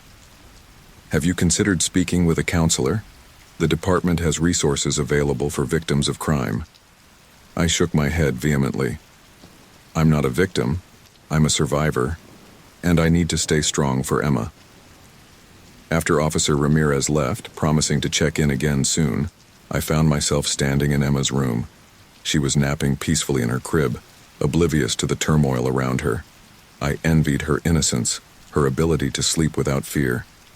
As night fell, my anxiety peaked. The shadows seemed to grow longer, darker, more menacing. Every creak of the house settling made me jump.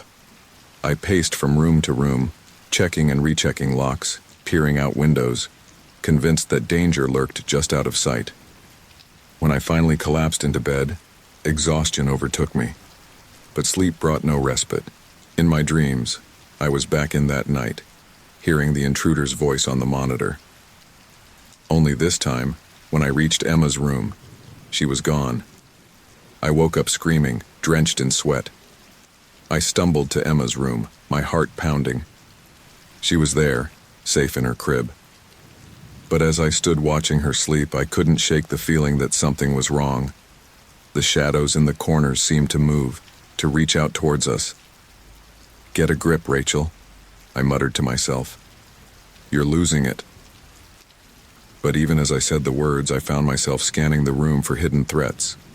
Was that a camera lens glinting in the corner? Had that stuffed animal always been in that position? As dawn broke, casting a pale light through the curtains, I realized with a start that I'd spent the entire night standing guard in Emma's room. The lack of sleep was taking its toll. I could feel my grip on reality slipping. For a brief, terrifying moment, I considered that maybe Sarah and Officer Ramirez were right. Maybe I did need help.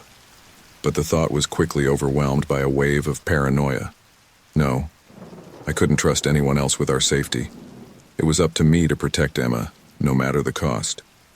As I stumbled to the kitchen to make yet another pot of coffee, I caught a glimpse of myself in the hallway mirror. The woman staring back at me was a stranger, hollow-eyed, pale, with a wild, haunted look.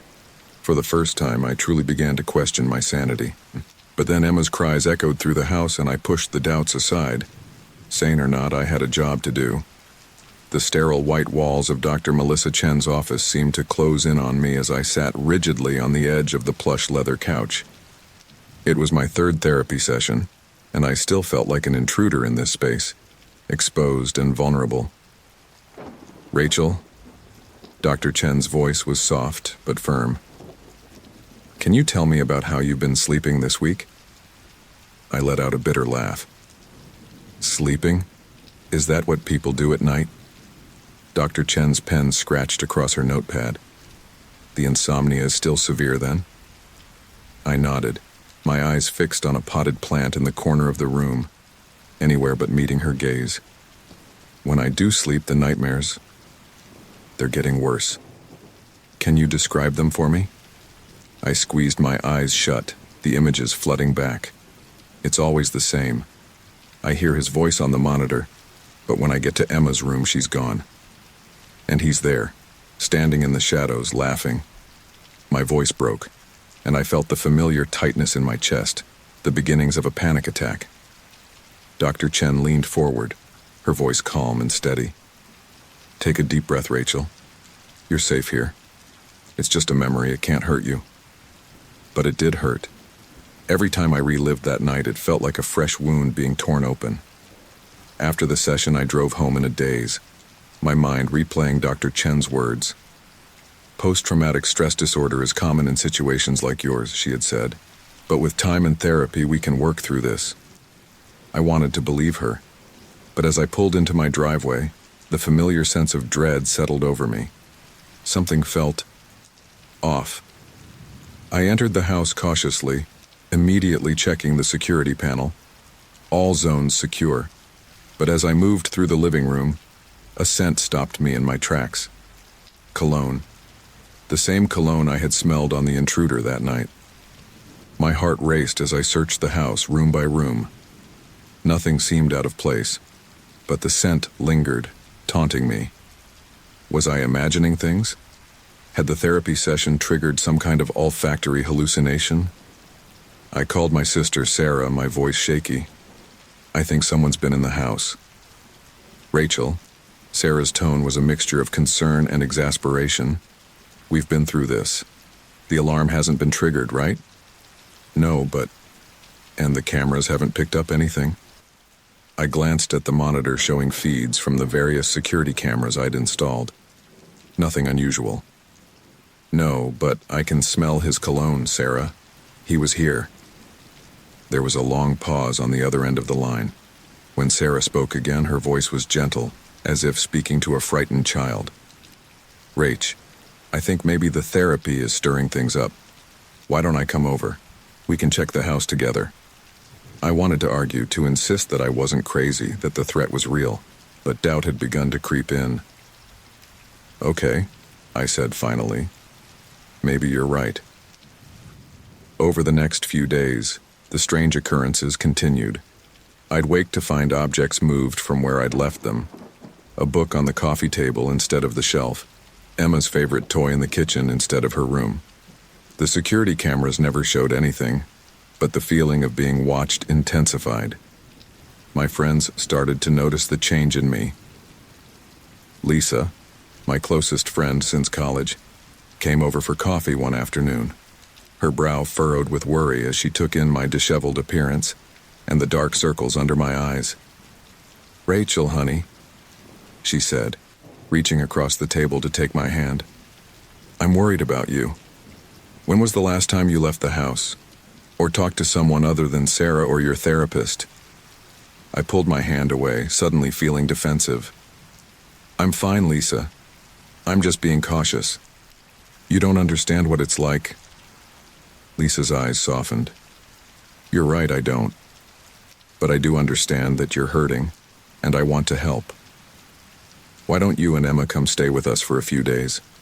Get away from here, clear your head. The thought of leaving the house, of being away from my security system, sent a wave of panic through me. I can't, I said, shaking my head vehemently. It's not safe out there. Lisa opened her mouth to argue, but seemed to think better of it. Instead, she just nodded sadly. Okay, Rach, but please promise me you'll keep going to therapy. And call me, anytime, day or night, if you need anything.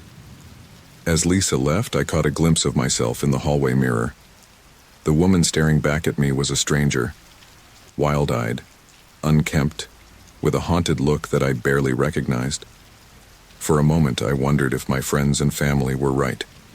Was I losing touch with reality? But then, that night, it happened. I woke suddenly, the hairs on the back of my neck standing up. Something was wrong. I reached for the lamp on my bedside table, my hand trembling. As light flooded the room, my blood ran cold. The bedroom door was wide open. I sat up, my heart pounding so hard I thought it might burst from my chest. I distinctly remembered locking that door before going to bed. I always locked it, religiously, every night. Hello? I called out, my voice barely above a whisper. Silence answered me. On shaking legs, I got out of bed and crept to the doorway, peering out into the dark hallway. Nothing seemed out of place, but the feeling of wrongness persisted. I made my way to Emma's room, pushing open the door with trembling hands. She was there, sleeping peacefully in her crib. I let out a shaky breath of relief. But as I turned to leave, movement caught my eye. The closet door, ever so slowly, was creaking open. No, I whispered, frozen in place. No, no, no. The door swung open fully, revealing nothing. Just Emma's clothes hanging neatly, her toys stacked on shelves. I sank to the floor, my legs no longer able to support me. Was this real? Had the door really opened on its own? Or was my mind finally snapping under the weight of fear and paranoia? As dawn broke, I sat on the floor of Emma's nursery, my back against the wall, staring at the closet. Emma stirred in her crib, beginning to fuss for her morning feeding. I got to my feet mechanically, going through the motions of caring for my daughter. But inside, I felt hollow, disconnected. The line between reality and nightmare had blurred beyond recognition. As I fed Emma, rocking gently in the chair by the window, I made a decision. I couldn't go on like this. Something had to change, or I would lose myself completely. With a shaking hand, I reached for my phone and dialed Dr. Chen's number. When her voicemail picked up, I left a message, my voice barely steady. "Dr. Chen, it's Rachel Walker. I think I need help. Real help. Can I come in today? Please. I don't know what's real anymore." As I ended the call, I looked down at Emma, peaceful in my arms. For her sake, if not my own, I had to find a way back from the edge I was teetering on. The soft glow of the computer screen illuminated my face as I pored over police reports and news articles for the 100th time. My eyes burned from lack of sleep, but I couldn't stop. I had to find the connection, the missing piece that would explain everything. There has to be an accomplice, I muttered to myself, scribbling notes in a journal that was quickly filling with paranoid ramblings. Delgado couldn't have done this alone. The house creaked and settled around me, each sound making me jump. I glanced at the baby monitor where Emma slept fitfully in her crib. Even she seemed on edge lately, crying more often and resisting sleep. As I turned back to my research, a whisper seemed to flutter at the edge of my hearing. I froze, straining to listen. "Hello?" I called out, my voice trembling. "Is someone there?" Silence answered me, but the feeling of a presence lingered. I shook my head, trying to clear it. "Get a grip, Rachel," I chided myself. "You're imagining things." But as the days wore on, the whispers became more frequent, more insistent. They were always just on the edge of comprehension, as if someone were speaking from behind a thick wall. I found myself pressing my ear against the drywall, convinced that if I just listened hard enough, I'd understand what they were saying. My sister Sarah came by one afternoon, her face etched with concern as she took in the state of the house. Papers were strewn everywhere, and I had taped newspapers over some of the windows. "Rachel," she said gently, picking her way through the clutter. "What's going on here?" I barely glanced up from my notes. "I'm close to figuring it out, Sarah. The accomplice, the one who's still watching us. I know they're out there." Sarah sat down next to me, placing a hand on my arm. "Rach, honey, there is no accomplice. Delgado acted alone. The police confirmed that." I jerked away from her touch. "The police don't know everything. Can't you feel it? The walls. They're hiding something. Someone." Sarah's eyes widened with alarm. "Rachel, you're scaring me. Have you been taking your medication? What does Dr. Chen say about all this?" I waved her off impatiently. "Dr. Chen doesn't understand. None of you do. I have to protect Emma. I'm the only one who can." As if on cue, Emma's cries echoed through the baby monitor. I rushed to her room, Sarah close behind. Emma was red-faced and wailing, inconsolable despite my attempts to soothe her. "Shh, it's okay, baby," I murmured, rocking her frantically. "Mommy's here. Mommy will keep you safe." Sarah watched from the doorway, her expression a mixture of pity and fear. "Rachel, please, let me help. You can't go on like this." I turned away from her, focusing on Emma. "We're fine, just leave us alone." After Sarah left, the house seemed to close in around me. The walls felt closer, more oppressive. The whispers grew louder, more insistent. I paced from room to room, Emma crying in my arms as I tried to outrun the voices that seemed to follow me. "What do you want?" I shouted at the empty air. "Leave us alone." Emma's cries intensified, and I sank to the floor, cradling her close. "I'm sorry, baby," I whispered, tears streaming down my face. "Mommy's trying. Mommy will figure this out." That night, as I tried to snatch a few hours of sleep, a new sound jolted me awake. It was a soft beeping, almost imperceptible. I sat up, my heart racing, and scanned the room. The sound seemed to be coming from the bathroom. Moving silently, I crept to the bathroom door and pushed it open. The beeping grew slightly louder. I flicked on the light, my eyes darting around the small space. Nothing seemed out of place, but the beeping continued. I began to search methodically, checking behind the mirror, under the sink, behind the toilet. And then I saw it. A tiny black device, no bigger than a button, tucked into the corner where the ceiling met the wall. A camera. My world tilted on its axis. With shaking hands, I reached up and plucked the device from its hiding spot. It was real. Solid. Undeniable proof that I wasn't crazy, that someone really was watching us. Oh God, I breathed, sinking to the floor. Oh God, oh God, oh God. The implications crashed over me in waves. How long had it been there? What had it seen? Who was watching? My mind raced with possibilities, each more terrifying than the last. I scrambled for my phone, dialing Detective Moss's number with trembling fingers. It rang once, twice, 3 times before she answered, her voice groggy with sleep. Detective Moss? It's Rachel Walker. I found something. A camera. In my bathroom. Someone's been watching us. There was a pause on the other end of the line. When Detective Moss spoke again, her voice was alert and professional. Mrs. Walker, I need you to stay calm. Don't touch anything else. I'm sending a team to your house right now. Can you go to a neighbor's until we arrive? I shook my head, even though she couldn't see me. No, I can't leave. What if they're out there waiting? I have to protect Emma. Mrs. Walker, Rachel, listen to me. You and Emma need to get out of the house. It's not safe. But her words barely registered. My mind was spinning, connecting dots that maybe weren't there, seeing patterns in the chaos. It all makes sense now, I muttered. The whispers, the feeling of being watched, they've been here all along in the walls waiting. Rachel. Detective Moss's sharp tone cut through my rambling. Stay with me. I need you to focus. Can you get to Emma's room? Grab her and go to your car. Lock the doors and wait for us there. I nodded, suddenly feeling very small and very afraid. Okay, I whispered. Okay, I can do that.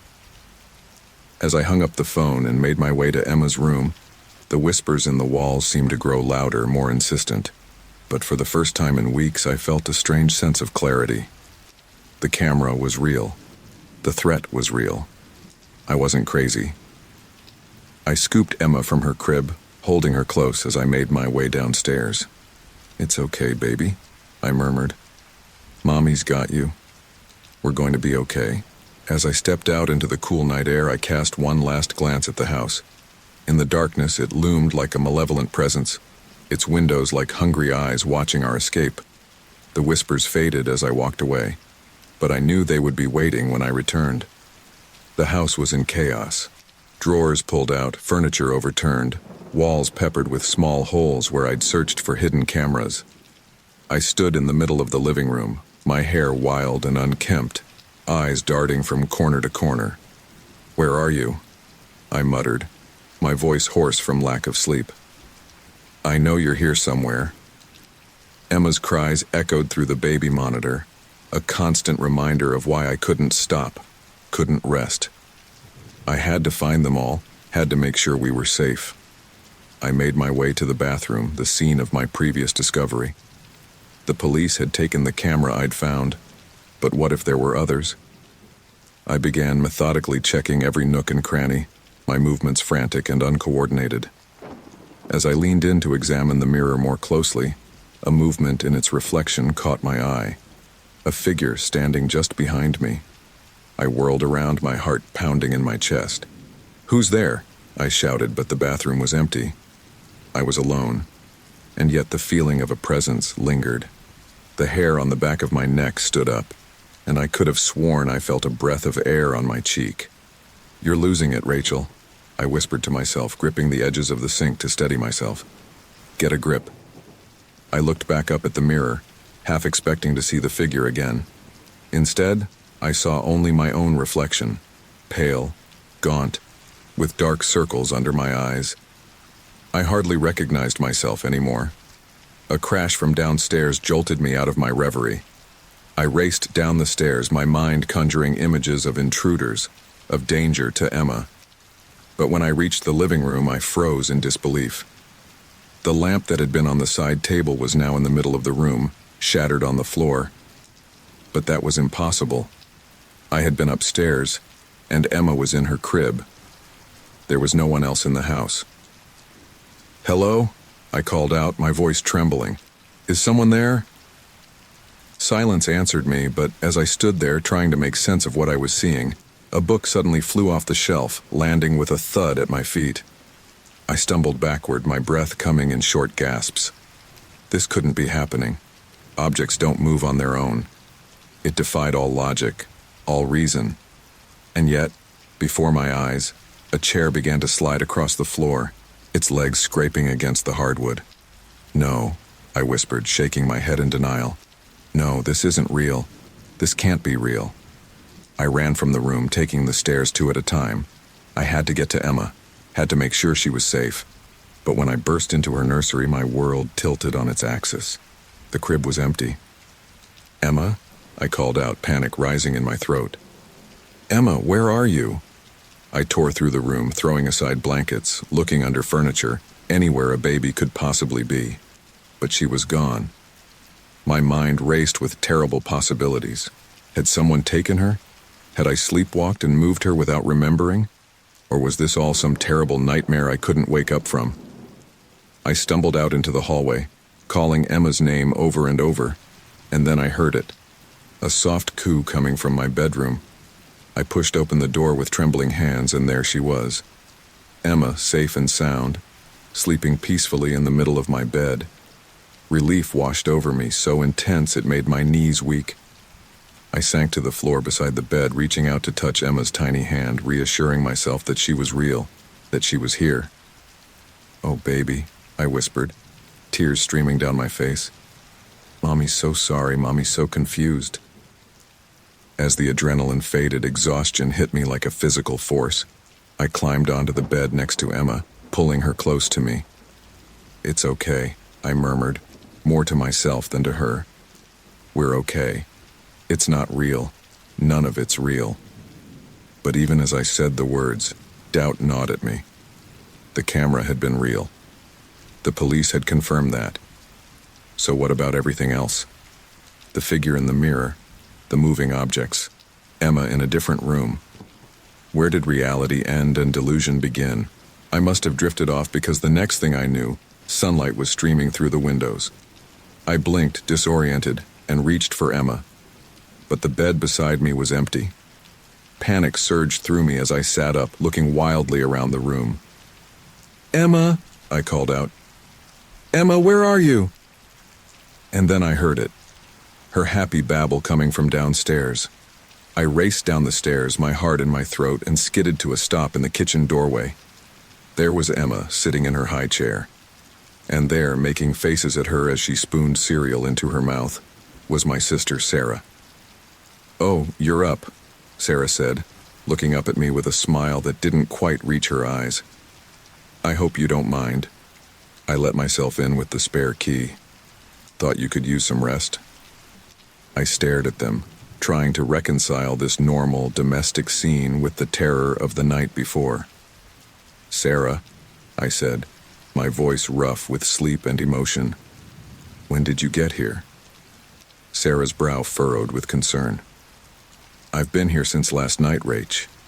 Don't you remember? I came over after you called me, ranting about cameras and intruders. You were pretty out of it." I shook my head, trying to clear the fog.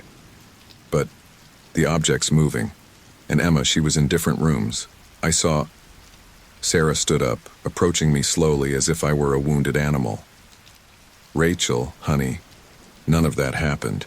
You've been having episodes. Dr. Chen says it's a combination of PTSD and sleep deprivation. You need help, sis." I looked from Sarah to Emma, who was happily mashing cereal into her hair, oblivious to the tension in the room. Had it all been in my mind? Was I truly losing my grip on reality? "I don't understand," I whispered, tears welling up in my eyes. It felt so real. Sarah pulled me into a hug, her voice gentle. "I know, Rach. I know it did. But that's why you need help. Real help. Will you let us help you?" As I stood there in my sister's embrace, watching my daughter play without a care in the world, I felt something inside me crumble. The wall of fear and paranoia that I'd built up over the past weeks began to crack. "Okay," I said finally, my voice barely audible. "Okay, I'll get help." Sarah squeezed me tighter, relief evident in her voice. "That's good, Rach. That's really good. We're going to get through this together, okay?" As I nodded, a part of me still wondered. What if it hadn't all been in my mind? What if there was still something out there watching, waiting? But for now, for Emma's sake if not my own, I had to trust that this was the right path. The line between reality and nightmare had blurred beyond recognition, and I needed help to find my way back. The basement had always been a place I avoided. Its damp, musty smell and dim lighting made my skin crawl even before the break-in. But now, as I descended the creaky wooden stairs, a flashlight clutched tightly in my trembling hand, I felt an inexplicable pull towards its depths. I had been cleaning, trying to restore some semblance of normalcy to our lives when I noticed a slight discoloration on the basement wall. At first, I dismissed it as water damage, but something nagged at me, urging me to investigate further. As I ran my hand along the wall, I felt a slight give. My heart raced as I pressed harder, and suddenly, a section of the wall swung inward with a groan of rusty hinges. "Oh my God," I whispered, shining my flashlight into the darkness beyond. A small room, no bigger than a closet, lay hidden behind the false wall. Dust motes danced in the beam of my flashlight, and the air was thick with the scent of mold and decay. Swallowing my fear, I stepped inside. The beam of my flashlight swept across the room, revealing stacks of old newspapers and boxes filled with what looked like photographs and documents. I picked up the nearest newspaper, its pages yellow and brittle with age. The headline made my blood run cold. "Tragic murder-suicide shocks quiet neighborhood." The date on the paper was from nearly 50 years ago. With shaking hands, I began to read. "The quiet community of Oakwood was rocked yesterday by a gruesome discovery at 1478 Elm Street. Local businessman Robert Caldwell, 45, was found dead alongside his wife, Margaret, 43, and their young daughter, Emily, 6. Police suspect Mr. Caldwell killed his family before taking his own life." I dropped the paper, my mind reeling. 1478 Elm Street. My address, my home. Frantically, I began sifting through the other papers and photographs. Each one revealed more details of the horrific event that had taken place in my house decades before I was born. There were photos of the family. Robert, with his stern expression and cold eyes. Margaret, her smile not quite reaching her eyes. And little Emily, a cherubic face framed by blonde curls. As I dug deeper, I found police reports, coroner's notes, and even a journal that appeared to belong to Margaret Caldwell. With each piece of information, a chilling picture began to form. Robert Caldwell had been a controlling, abusive man. Margaret's journal entries spoke of years of torment, of fearing for her life and that of her daughter. The final entry, dated the day before the murders, was particularly haunting. "He knows I plan to leave. I see it in his eyes. God help us. I fear this may be my last night on this earth. Emily, my sweet angel. I'm so sorry I couldn't protect you better." Tears streamed down my face as I read the words of a woman who knew her fate was sealed. I thought of my own Emma, peacefully sleeping upstairs, and a wave of protective fury washed over me. As I continued to explore the hidden room, a realization began to dawn on me. The strange occurrences, the feeling of being watched, the whispers in the walls. It all started after the break-in. What if the intruder had somehow awakened something that had long been dormant in this house? The idea seemed absurd, something out of a horror movie. And yet, as I sat surrounded by the evidence of a half-century-old tragedy, it felt terrifyingly plausible. I don't know how long I sat there, poring over the grim history of my home. It was the sound of Emma's cries through the baby monitor that finally jolted me back to the present. As I climbed the stairs, my mind whirling with this new information, I knew I needed help to make sense of it all. I couldn't go to the police or a therapist with this. They'd think I was crazy. No, I needed someone who understood the world beyond the veil of everyday reality. With trembling fingers, I dialed a number I'd found online weeks ago, but had been too afraid to call. It rang twice before a soft melodic voice answered. Madame Celeste's spiritual consultations. How may I assist you? I took a deep breath. My name is Rachel Walker. I think my house might be haunted. Can you help me? There was a pause on the other end of the line. When Madame Celeste spoke again, her voice was grave. I sense great turmoil surrounding you, child. A darkness that has recently been awakened. Tell me, have you experienced any strange occurrences lately? I let out a bitter laugh. You could say that. Moving objects, whispers in the walls, feeling like I'm being watched. I thought I was going crazy, but I just found out about the history of this house and now I'm not so sure. Ah, Madame Celeste sighed. The veil between worlds is thin in places of great tragedy. It's possible that recent events have disturbed spirits long at rest. Can you come to my shop? I believe I may be able to help you understand what's happening. Part of me wanted to dismiss this as nonsense, to hang up and pretend none of this was happening. But the larger part, the part that had seen impossible things and lived through unimaginable fear, knew I had to see this through. Yes, I said, surprised by the steadiness in my voice. I'll be there as soon as I can arrange for someone to watch my daughter. As I hung up the phone, I cast a glance towards the basement door. The truth I had uncovered there had shaken me to my core, but it had also provided a strange sort of clarity. For the first time in weeks, I felt like I was moving towards answers rather than spiraling further into confusion. I picked up Emma from her crib, holding her close and breathing in her sweet baby scent. It's okay, sweetheart, I whispered. Mommy's going to figure this out. I'm going to make our home safe again. As I began to prepare for my visit to Madame Celeste, I couldn't shake the feeling that I was standing on the precipice of something monumental. The truth beneath the surface of my quiet suburban life had been revealed, and now I had to face whatever consequences came with that knowledge. The ghosts of the past, it seemed, were no longer content to rest in peace, and I, Rachel Walker, reluctant medium between two worlds, had to find a way to lay them to rest once and for.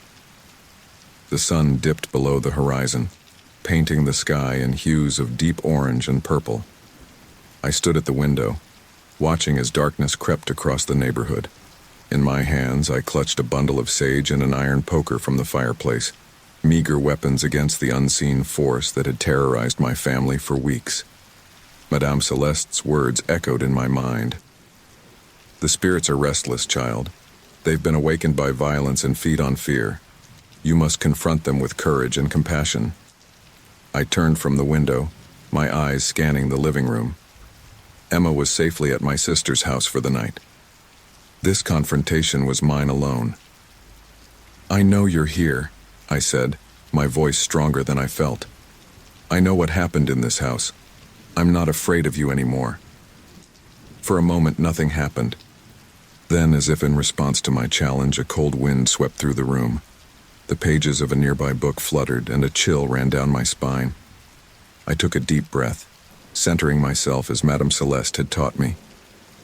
Robert Caldwell, I called out. Margaret, Emily, I know your names. I know your story. It's time for you to find peace. A low growl emanated from the walls, growing in intensity until it became a bone-chilling howl. The lights flickered, and suddenly objects began to fly across the room. A vase shattered against the wall inches from my head. I ducked, my heart pounding. This was more violent than anything I'd experienced before. The entity, Robert, I presumed, was enraged by my intrusion. You don't scare me, I shouted, though fear threatened to choke me. You were a coward in life, and you're a coward in death. The temperature in the room plummeted. My breath came out in visible puffs as I struggled to light the sage bundle with shaking hands. Finally it caught, and fragrant smoke filled the air. With this sage, I cleansed this space, I recited, the words Madame Celeste had taught me feeling foreign on my tongue. I banish all negative energy and malevolent spirits. A framed photo flew off the wall, narrowly missing me. I swung the iron poker, dispersing the energy as I'd been instructed. "You have no power here," I yelled. "This is my home now." Suddenly, the cacophony ceased. An eerie silence fell over the house, broken only by my ragged breathing. For a moment, I dared to hope it was over. Then, a soft voice whispered from behind me, "Help us." I spun around, coming face to face with the spectral image of a woman. Margaret Caldwell, her form translucent and shimmering, stood before me. Her eyes were filled with a profound sadness. "Margaret?" I breathed, lowering the poker. I want to help you. Tell me how." She opened her mouth to speak, but before she could, a dark shadow passed through her. She dissipated with a cry, and in her place stood the menacing figure of Robert Caldwell. His face was contorted with rage, his eyes burning with an otherworldly fire. "This is my house," he growled, his voice like gravel. "You'll never be rid of me." I stumbled backward, raising the sage and iron before me like a shield. "You're wrong," I said, fighting to keep my voice steady. "Your time here is done. You need to move on." Robert's form seemed to grow, looming over me. Objects in the room began to rattle and shake. "I'll destroy you," he snarled. Just like I destroyed them. Anger flared within me, cutting through my fear. "You're a monster," I spat. "You murdered your wife and child. You don't deserve peace, but they do. Margaret, Emily, can you hear me?" The air shimmered, and two more figures appeared. Margaret again, and beside her a small girl with blonde curls. Emily. They looked at me with pleading eyes. "Don't let him keep you here," I urged them. "You can move on. You can be free of him." Robert roared, a sound of pure fury that shook the foundations of the house. He lunged towards me, his spectral hands reaching for my throat. I swung the iron poker, passing it through his form. He dissipated for a moment before reforming, even more enraged. "Margaret, Emily," I called out, desperation in my voice. "You have to help me. He has no power over you anymore. You can choose to leave." Margaret's form flickered, uncertainty in her eyes. She reached out to touch Emily's shoulder. Robert turned towards them, his attention diverted. "You're mine," he growled. "You'll never leave me." In that moment, I saw a flash of defiance in Margaret's eyes. She pulled Emily close to her and looked directly at me. "Thank you," she whispered. Then, to Robert, she said, "No more. We're leaving, and you can't stop us." A blinding light filled the room. I shielded my eyes, hearing Robert's howl of rage and despair. When I looked again, Margaret and Emily were gone. Robert's form was fading, but his fury remained undiminished. With a final, terrible scream, he lunged towards the stairs, towards Emma's room. "No!" I shouted, racing after him. I couldn't let him near my baby's room, couldn't let him taint that space with his evil. I reached the top of the stairs just as Robert's fading form passed through Emma's door. With trembling hands, I flung it open, ready to face whatever horror awaited me. But the room was peaceful. Emma's crib stood empty. She was safe at Sarah's, and there was no sign of Robert's malevolent presence. As I stood there, sage smoke curling around me, I felt a profound shift in the energy of the house. The oppressive weight that had hung over us for so long was lifting. "It's over," I whispered, tears of relief streaming down my face. "It's finally over." I sank to my knees, exhausted and overwhelmed. The confrontation had been terrifying, but I had stood my ground. I had faced the darkness and emerged victorious. As the first light of dawn began to creep through the windows, I felt a sense of peace settle over me. The ghosts of the past had been laid to rest, and for the first time in months, I felt truly safe in my own home. I pulled out my phone, dialing Sarah's number with shaking fingers. When she answered, her voice thick with sleep, I said, "It's done. Bring Emma home. We're safe now." As I ended the call, I looked around Emma's room. A space that had once been filled with fear and darkness, now bathed in the soft glow of morning light. The confrontation was over, but I knew that the journey of healing was just beginning.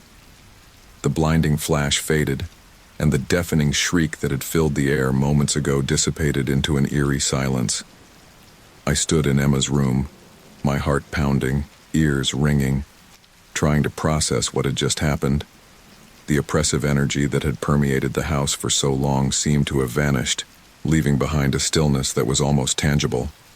As the first rays of dawn began to peek through the curtains, I felt a weight lift from my shoulders. It was as if the house itself was exhaling, releasing a long-held breath. The air felt clearer, lighter, free from the suffocating presence that had haunted us for weeks. I made my way downstairs on shaky legs, surveying the aftermath of the night's confrontation. Picture frames lay shattered on the floor. Furniture was overturned, and the acrid smell of sage still hung in the air. But beneath the chaos, there was a sense of peace that I hadn't felt in a long time. The shrill ring of the phone cut through the silence, making me jump. I answered it, my voice hoarse from the night's ordeal. "Hello? Mrs. Walker? This is Detective Moss." The familiar voice of the detective who had been handling our case came through the line. "Detective Moss, what is it? Has something happened?" A knot of anxiety formed in my stomach, despite the calm I had just begun to feel. There was a pause on the other end of the line. "I'm afraid I have some news about Marcus Delgado, the man who broke into your home." I sank into a nearby chair, bracing myself. "What about him?" "He was found dead in his cell early this morning. It appears he took his own life." The words hit me like a physical blow.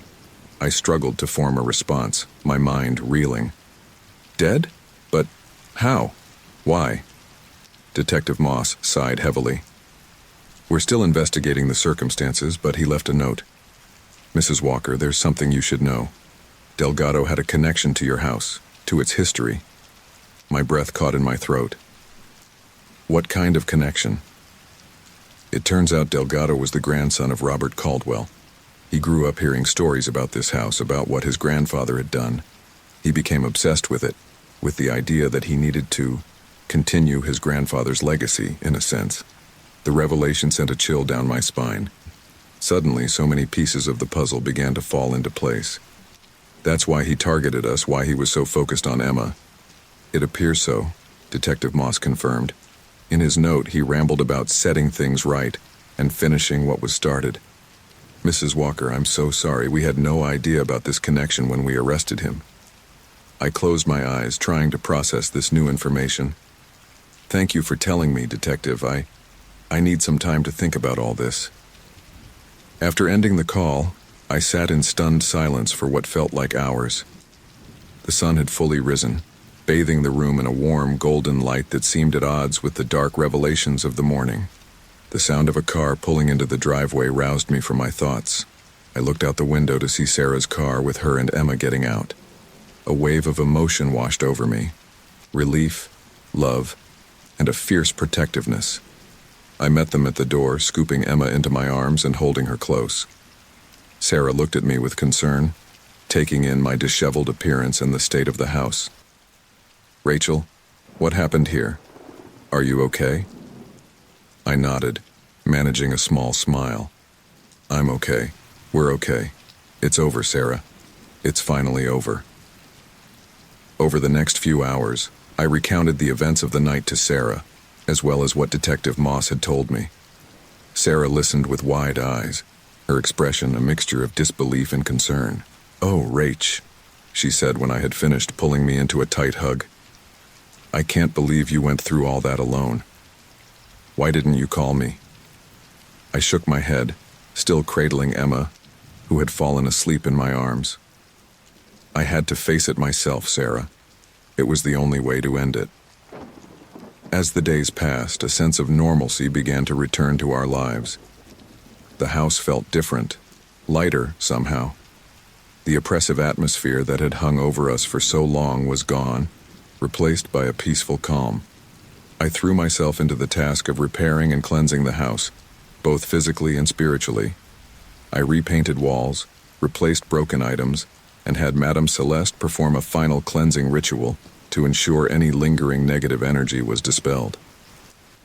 One evening, about a week after the confrontation, I sat in the rocking chair in Emma's room, gently swaying back and forth as I nursed her before bed.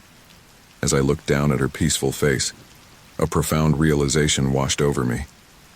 The most terrifying monsters weren't always the supernatural ones that went bump in the night. Sometimes they were the ones we unknowingly invited into our lives, the darkness that could lurk behind a human face, the generational trauma passed down through families like a poisoned inheritance. Marcus Delgado had been a monster of flesh and blood, shaped by the dark legacy of his grandfather. He had brought chaos and fear into our lives, awakening something that had long lain dormant in the house. But in the end, it was the strength of love and the power of confronting our fears that had banished the darkness. As I placed Emma in her crib, I whispered a silent promise to her. "I'll always protect you, my love, from the monsters under the bed and the ones that walk in daylight. You'll grow up knowing love and safety, not fear and pain." I made my way to my own bedroom, pausing in the doorway to look back at the peaceful house. The walls that had once seemed to harbor secrets and threats now stood as silent guardians of our home. A soft breeze rustled the curtains, carrying with it the scent of the roses I had planted in the garden, a symbol of new beginnings. I closed my eyes, breathing in deeply, feeling truly at peace for the first time in months. As I drifted off to sleep that night, I reflected on the journey we had been through. The break-in that had started it all seemed like a lifetime ago. We had faced unimaginable terrors, both supernatural and all too human. But we had emerged stronger, more resilient. The veil between worlds had lifted, revealing truths both terrible and profound. But with that lifting came clarity, understanding, and the strength to move forward. In the quiet of the night, as the house settled around us, I felt a sense of gratitude wash over me. Gratitude for the second chance we had been given, for the peace we had fought so hard to achieve. The darkness had tried to claim us, but we had stood our ground. We had faced our fears, confronted the ghosts of the past, and come out the other side. And in doing so, we had reclaimed not just our home, but our lives. As sleep finally claimed me, I smiled, knowing that whatever challenges the future might hold, we were ready to face them. The monsters had been banished, the veil had lifted, and a new day was dawning, bright, full of hope, and free from the shadows that had for so long threatened to engulf us. I slouched in my ergonomic chair, the glow of my computer monitor casting an eerie blue light across my dimly lit living room. Another late night of coding had left my eyes strained and my mind fuzzy. I glanced at the clock on my desk, 2:37 a.m. With a sigh, I decided it was time to call it quits. As I reached for my phone to set my alarm, a notification caught my eye. "New photo added to gallery," it read. Curious, I tapped on it, expecting to see some meme I'd absent-mindedly saved earlier. What I saw instead made my blood run cold. There, on my screen, was a photo of me sleeping. The dim light of my bedside lamp illuminated my peaceful face, eyes closed, mouth slightly open. My heart began to race as I stared at the image, trying to make sense of what I was seeing. This can't be right," I muttered to myself, my voice sounding unnaturally loud in the quiet apartment. I zoomed in on the photo, scrutinizing every detail. It was undeniably me, lying in my bed, in the t-shirt I'd worn to sleep last night. The timestamp on the photo read 3:14 a.m., just a few hours ago. My mind reeled as I tried to process this information. I lived alone. I hadn't had visitors in weeks. There was no logical explanation for how this photo could exist. "Okay, Tom, think," I said aloud, hoping the sound of my own voice would help ground me. There has to be a reasonable explanation for this. I got up from my chair, nearly knocking it over in my haste. My legs felt weak as I made my way to the bedroom, flicking on lights as I went. The sudden brightness made me squint, but I didn't care. I needed to see everything clearly. My bedroom looked exactly as I'd left it this morning. The bed was unmade, clothes strewn about. Nothing seemed out of place. I checked the windows, all locked. The closet revealed nothing but my disorganized wardrobe. "This doesn't make any sense," I whispered, running a hand through my hair. I returned to the living room and picked up my phone again, staring at the unsettling image. A thought struck me, and I quickly navigated to my phone's settings. Maybe there was some sort of timed photo feature I'd accidentally enabled. After several minutes of fruitless searching, I found nothing. My frustration grew with each passing moment. "Come on," I shouted, resisting the urge to throw my phone across the room. "There has to be some explanation." I paced back and forth, my mind racing through possibilities. Could someone have hacked my phone? But why would they just take a photo of me sleeping? It seemed like such a pointless thing to do. The silence of my apartment suddenly felt oppressive. Every creak of the floorboards, every hum of the refrigerator made me jump. I found myself glancing over my shoulder, half expecting to see someone lurking in the shadows. "Get a grip, Tom," I chided myself. "You're letting your imagination run wild." But the fear had taken root and I couldn't shake it. I decided to do another sweep of the apartment, this time checking every nook and cranny. I looked under the bed, behind the shower curtain, even in the oven. Nothing. As I stood in the middle of my kitchen, feeling both foolish and frightened, my phone chimed again. My heart leaped into my throat as I slowly pulled it from my pocket. Another notification from my gallery app. With trembling fingers, I opened it. There, to my horror, was another photo. This one showed me standing in my kitchen, phone in hand, a look of terror on my face. It was me, right now. A strangled cry escaped my lips as I dropped the phone, backing away until I hit the wall. My legs gave out, and I slid to the floor, my whole body shaking. "This can't be happening," I whispered, tears forming in my eyes. "This can't be real." But the evidence was there, lying on my kitchen floor. 2 impossible photos, taken without my knowledge, in my own home. As the first rays of sunlight began to peek through my windows, I remained huddled on the floor, my mind grappling with the terrifying reality I now faced. Sleep was out of the question. How could I possibly close my eyes, knowing that someone, or something, was watching me, photographing me at my most vulnerable? I picked up my phone again, my fingers hovering over the keypad. Who could I call? Who would believe me? I scrolled through my contacts, realizing with a pang of loneliness how few close friends I had. Years of throwing myself into my work had left me isolated, and now, when I needed help the most, I felt utterly alone. Finally, I decided to call my sister, Sarah. She'd always been the level-headed one in the family. Maybe she could help me make sense of this madness. The phone rang several times before her groggy voice answered. "Tom, do you have any idea what time it is?" "Sarah, I'm sorry to wake you, but something's happened. Something weird," I said, trying to keep my voice steady. "Weird how?" she asked, sounding more alert now. I took a deep breath and explained about the photos, my voice growing more frantic with each word. When I finished, there was a long pause on the other end. "Tom," Sarah finally said, her voice gentle but concerned. "Are you sure you're okay? Have you been sleeping properly? Eating well?" "What? Yes, I'm fine," I snapped, frustration bubbling up. "This isn't about my health, Sarah. Someone is in my apartment taking pictures of me while I sleep." Okay, she soothed. "I believe that you believe this is happening. But don't you think there might be a more logical explanation? Maybe you sleepwalked and took the photos yourself?" I wanted to scream. Of course I'd considered that, but it didn't explain the photo taken while I was awake in the kitchen. "Look," Sarah continued, "why don't you come stay with me for a few days? Get out of that apartment, clear your head, we can figure this out together." Part of me wanted to accept her offer immediately, to flee this place that no longer felt safe. But another part of me, the stubborn part, refused to be driven from my home by fear. "Thanks, Sarah, but I need to figure this out here." I can't just run away. She sighed, clearly unhappy with my decision.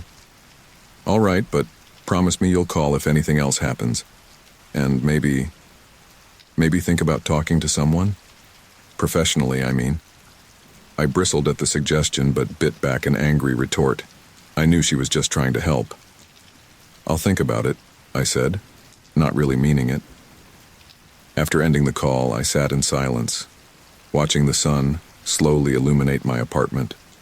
The morning light should have been comforting, chasing away the terrors of the night. Instead, it only served to highlight how alone I truly was. As I stared at my phone, dreading the possibility of more mysterious photos appearing, I made a decision. I would get to the bottom of this no matter what it took. Someone, or something, was invading my privacy, my sanctuary, and I wouldn't rest until I uncovered the truth. Little did I know, this was only the beginning of a nightmare that would push me to the very limits of my sanity. The sun had barely risen when I jolted awake, my heart pounding. I'd managed to fall into a fitful sleep sometime around dawn, but my dreams had been plagued by shadowy figures and flashing cameras. As I reached for my phone, I silently prayed that yesterday's events had been nothing more than a vivid nightmare. My hopes were shattered the moment I unlocked my screen. There, waiting for me, was a new notification. 5 new photos added to gallery. No, I muttered, my fingers trembling as I opened the gallery app. What I saw made my stomach churn. 5 new photos, all of me sleeping, taken from different angles around my bedroom. In one, I was curled up on my side, my face peaceful. In another, I was sprawled on my back, one arm flung dramatically over my eyes. Each image was time-stamped, spanning from 1:23 a.m. to 4:56 a.m. I scrambled out of bed, nearly tripping over my tangled sheets in my haste. I ran to the bathroom, splashing cold water on my face, trying to shock myself back to reality. But when I looked up, my pale, wide-eyed reflection confirmed that this was no dream. This can't be happening, I whispered to my reflection. This can't be real. But the evidence was undeniable. Someone, or something, was in my apartment while I slept, documenting my most vulnerable moments. The violation I felt was overwhelming, a mix of fear, anger, and helplessness that threatened to consume me. I spent the next hour meticulously checking every inch of my apartment. I looked for hidden cameras, secret passages, anything that could explain how someone was getting in. But just like yesterday, I found nothing out of the ordinary. As the morning wore on, I found myself jumping at every little sound. The creak of the floorboards, the hum of the refrigerator, the rustle of leaves outside my window. Each noise sent a jolt of adrenaline through my system. My once comfortable apartment now felt like a prison, filled with unseen threats. I tried to distract myself with work, but I couldn't focus. My eyes kept darting to the shadows in the corners of the room, half expecting to see a figure lurking there. By mid-afternoon, I couldn't take it anymore. I needed to talk to someone, to hear a friendly voice that might help ground me in reality. I called my best friend, Mike. We hadn't spoken in weeks. My fault, really. I'd been so wrapped up in my latest coding project that I'd been neglecting my social life. But Mike had always been there for me, and I hoped he would be now. Tom, is that you? Mike's surprised voice came through the speaker. Man, it's been ages. How have you been? Mike, I need help, I said, my voice cracking slightly. Something's happening, and I don't know what to do. There was a pause on the other end. What's going on, Tom? You sound terrible. I took a deep breath and explained everything. The mysterious photos, my fruitless search for explanations, the growing paranoia. As I spoke, I realized how insane it all sounded. When I finished, Mike was silent for a moment. Then he said, Tom, buddy, I hate to ask this, but are you sure you're okay? I mean, mentally? I felt a flash of anger. I'm not crazy, Mike. I know how it sounds, but I swear it's real. Someone is breaking into my apartment and... Whoa, calm down, Mike interrupted. I'm not saying you're crazy, but you've been under a lot of stress lately, right? Working long hours, not getting much sleep. Maybe your mind is playing tricks on you. I wanted to argue to make him understand, but doubt was beginning to creep in. Was it possible? Could I be doing this to myself somehow? Look, Mike continued, his voice gentle. Why don't you come stay with me for a few days? Get out of that apartment, clear your head. We can figure this out together. The offer was tempting, almost identical to what Sarah had suggested, but something held me back. If I left, I might never know the truth. Thanks, Mike, but I need to figure this out here, I said finally. Mike sighed. All right, but promise me you'll call if things get worse. And maybe consider talking to a professional? No shame in getting some help, you know. After we hung up, I sat in silence, my mind racing. The seed of doubt that Mike had planted was growing. Was it possible that I was somehow behind this? Could stress and lack of sleep really cause such vivid delusions? As evening approached, I found myself dreading the coming night. The thought of falling asleep, of being vulnerable and exposed, filled me with terror. But I knew I couldn't stay awake forever. That's when an idea struck me. If I couldn't trust my own perceptions, I needed objective evidence. I needed to see what was happening while I slept. With renewed energy, I grabbed my laptop and started researching hidden cameras.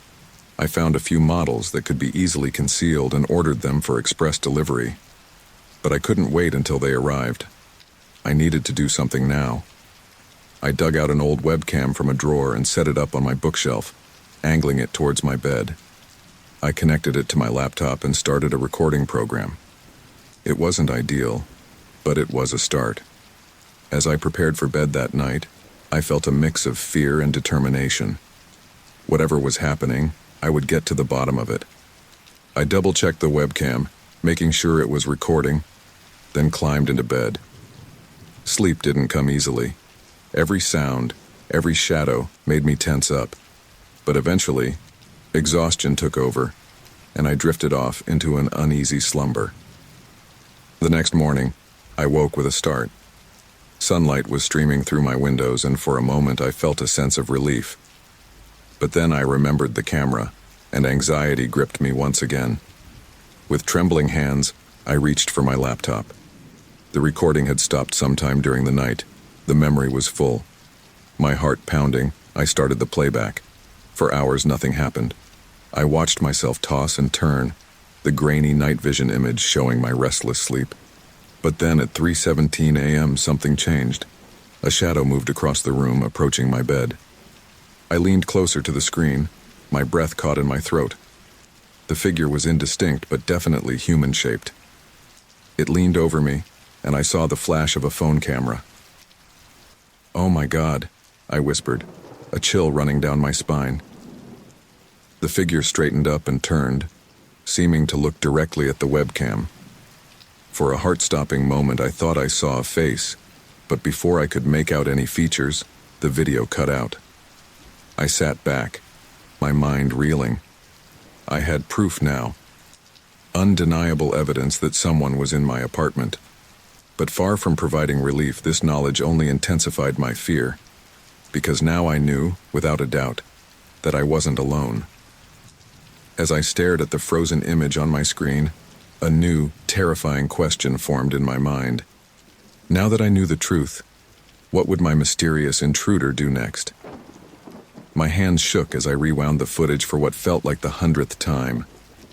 The grainy night vision image flickered on my laptop screen, showing my bedroom bathed in an eerie green glow. I watched myself toss and turn in bed, oblivious to the horror that was about to unfold. At exactly 2:43 a.m., the door to my bedroom slowly creaked open. My heart raced as I saw a dark figure slip inside, moving with an unsettling familiarity through my personal space. The intruder approached my bed, looming over my sleeping form. "Who are you?"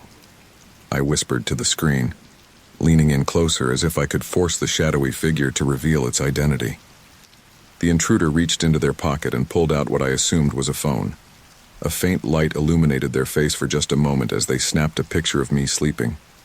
In that brief instant, I felt my world come crashing down around me. "No, it can't be," I gasped, my voice barely audible. I paused the video, zooming in on the intruder's partially illuminated face. Despite the poor quality of the image, there was no mistaking those features.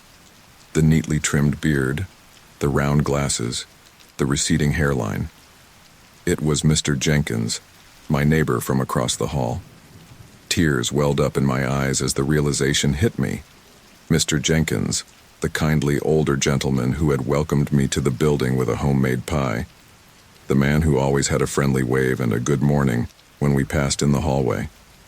The neighbor I had trusted enough to water my plants when I went on a business trip last month. "How could you?" I choked out, a mix of anger and betrayal washing over me. I felt sick to my stomach as I thought about how vulnerable I had been. How many nights had he crept into my apartment while I slept? How long had this been going on? The thought of him standing over me, invading my privacy night after night, made me want to scream. I stumbled to the bathroom, barely making it to the toilet before emptying the contents of my stomach. As I slumped against the cool porcelain, sobs racked my body. I felt violated, exposed, and utterly foolish for not realizing the danger that had been right across the hall. After what seemed like hours, I managed to pull myself together enough to return to my laptop. I fast-forwarded through the rest of the night's footage, watching as Mr. Jenkins returned twice more before dawn, each time taking more photos. As the sun began to rise in the video, I saw Mr. Jenkins make his final exit.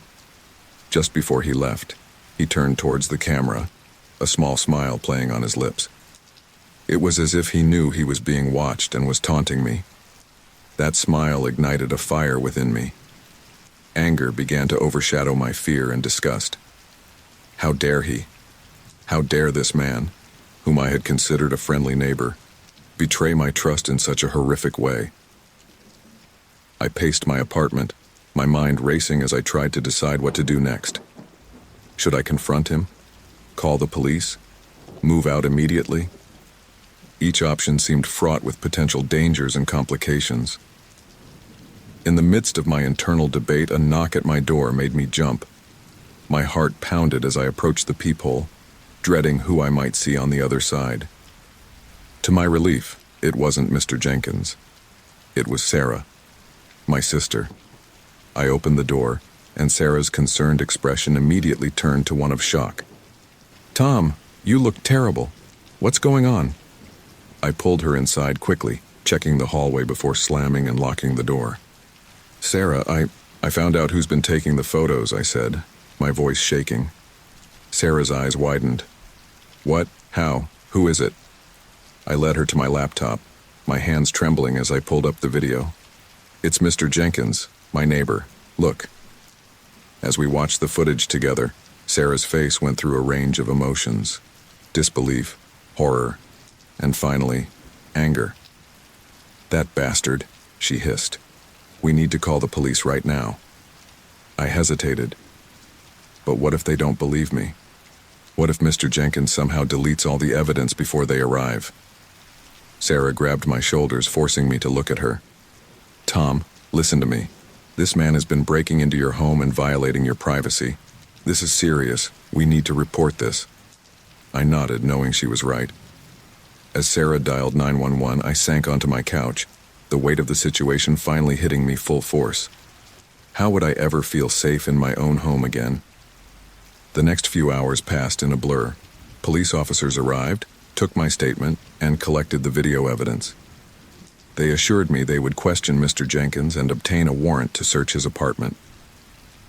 As I sat on my couch answering yet another officer's questions, I heard a commotion in the hallway. Raised voices, the sound of a scuffle. Then, to my horror, I saw Mr. Jenkins being led past my open door in handcuffs. Our eyes met for a brief moment. There was no remorse in his gaze, no shame. Instead, he smiled, that same small, knowing smile I had seen in the video. A chill ran down my spine. "Tom?" Sarah's voice snapped me back to reality. "The officers say they found things in Mr. Jenkins's apartment. Photos, not just of you, but of other people in the building, and in other buildings." I felt the blood drain from my face. How long has he been doing this?" The lead detective, a stern-faced woman named Rodriguez, approached us. "Mr. Clark, we've only just begun our investigation, but it appears Mr. Jenkins has been engaged in this behavior for quite some time. Years, potentially.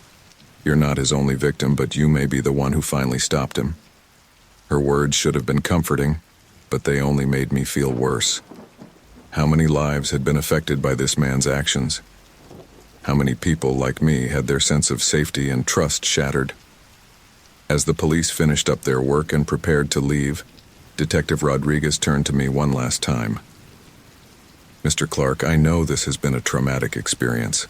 Please don't hesitate to reach out if you need anything. We can provide information on victim support services if you're interested." I nodded numbly, barely registering her words. As the door closed behind the last officer, Sarah enveloped me in a tight hug. "You're safe now," she whispered. "It's over."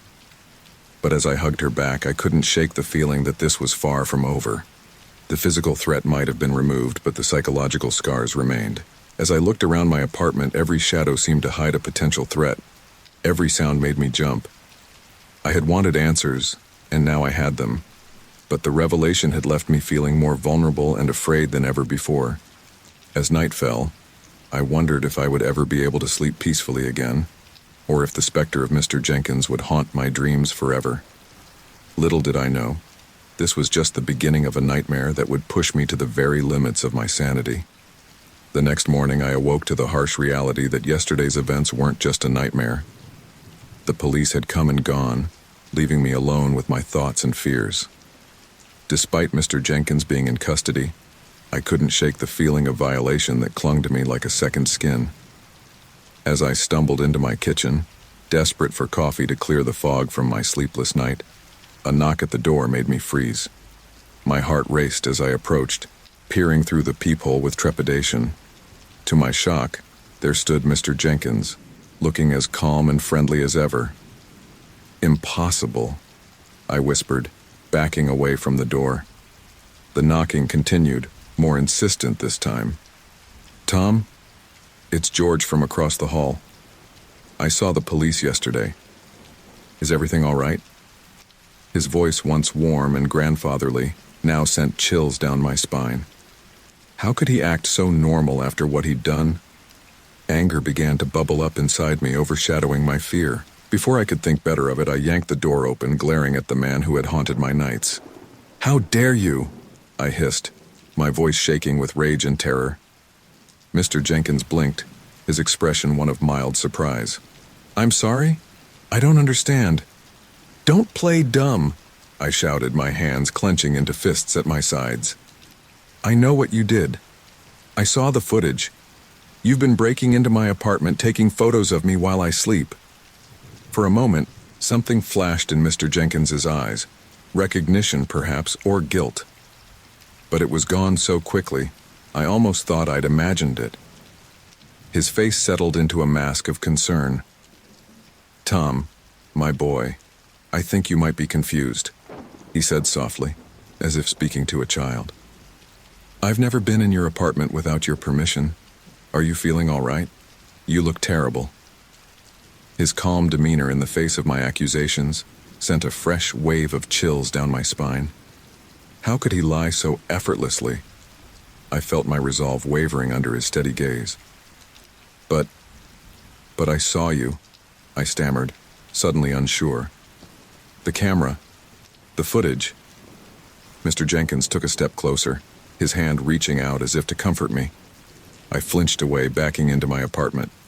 "Tom," he said, his voice gentle but firm, "I think you might be under a lot of stress. Hallucinations can be a sign of severe sleep deprivation or other health issues. Why don't you let me call someone for you? A doctor, perhaps?" For a moment, I almost believed him. His concern seemed so genuine, his explanation so reasonable. But then I remembered the footage, the undeniable evidence of his intrusions. "No," I said, my voice stronger now. "You're lying. The police have the evidence. They arrested you yesterday." Mr. Jenkins's eyebrows shot up in surprise. "Arrested?" "Tom, I was at my sister's house all day yesterday. I just got back this morning." Whatever you think happened, I can assure you, it didn't. I felt the ground shift beneath my feet. Nothing made sense anymore. Had I imagined the police? The arrest? Was I losing my mind? I need you to leave, I managed to choke out, backing further into my apartment. Mr. Jenkins nodded, his face a picture of grandfatherly concern. Of course, but please, Tom, consider getting some help. I'm worried about you. As he turned to leave, I caught a glimpse of something in his eyes. A glimmer of satisfaction, perhaps. And then just for a second, that same eerie smile I'd seen in the video played across his lips. I slammed the door shut, my hands shaking as I engaged every lock. I slid down to the floor, my back against the door, as sobs racked my body. I felt utterly alone and helpless. How could this be happening? Had the police visit been a dream? Or was Mr. Jenkins playing some sort of twisted game with me? The uncertainty was maddening. I crawled to my laptop, desperately searching for the video footage. To my horror, it was gone. No trace of the files remained. Had I deleted them by accident? Or had someone else accessed my computer? As panic threatened to overwhelm me, a moment of clarity cut through the chaos in my mind. I needed help. Real, professional help. Whether Mr. Jenkins was gaslighting me or I was losing my grip on reality, I couldn't handle this alone anymore. With trembling fingers, I dialed 911. 911, what's your emergency? A calm voice answered. I took a deep breath, trying to steady my voice. My name is Tom Clark. I need to report a break-in and stalking, I think. I'm not sure anymore. The dispatcher's voice remained steady. Can you tell me what happened, Mr. Clark? I poured out my story, the mysterious photos, the video evidence, Mr. Jenkins's denial. As I spoke, I realized how insane it all sounded. Mr. Clark, the dispatcher said gently when I finished, we have no record of any arrests at your address yesterday. Are you feeling safe right now? Do you have any history of mental health issues? I felt my heart sink. They didn't believe me.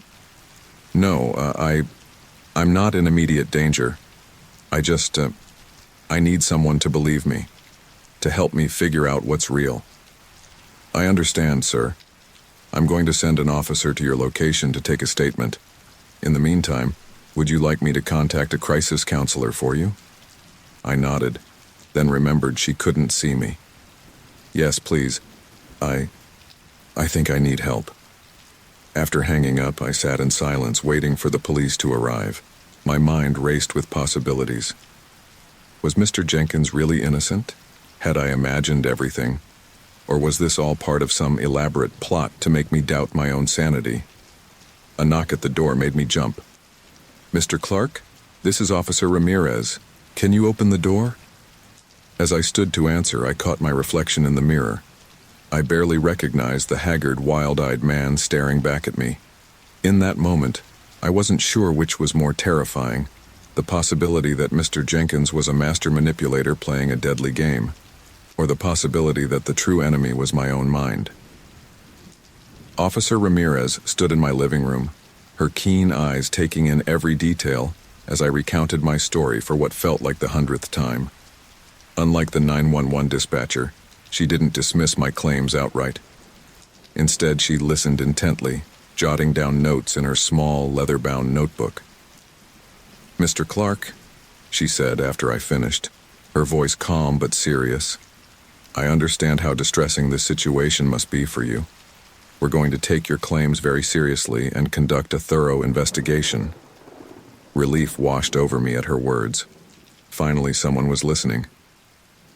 Thank you, I breathed, feeling some of the tension leave my body. What happens now? Officer Ramirez pulled out her phone. First, I'm going to call for backup. We'll need to speak with your neighbor, Mr. Jenkins, and possibly obtain a warrant to search his apartment. In the meantime, is there anyone you can stay with? A friend or family member? I nodded, thinking of my sister Sarah.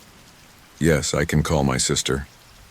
As Officer Ramirez made her calls, I couldn't help but feel a glimmer of hope. The wheels of justice were finally turning. Maybe, just maybe, This nightmare would soon be over. Within an hour, the hallway outside my apartment was bustling with activity. More officers arrived, along with a detective who introduced himself as Detective Johnson.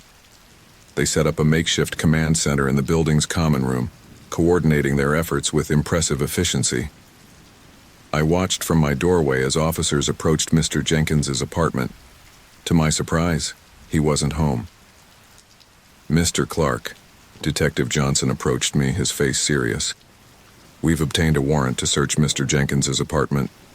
Would you be willing to accompany us? You might be able to identify any items related to your case." Nervously, I agreed. As we entered Mr. Jenkins's apartment, I was struck by how normal it looked. Tidy, well-furnished, with landscape paintings adorning the walls. But as the officers began their search, the facade of normalcy quickly crumbled.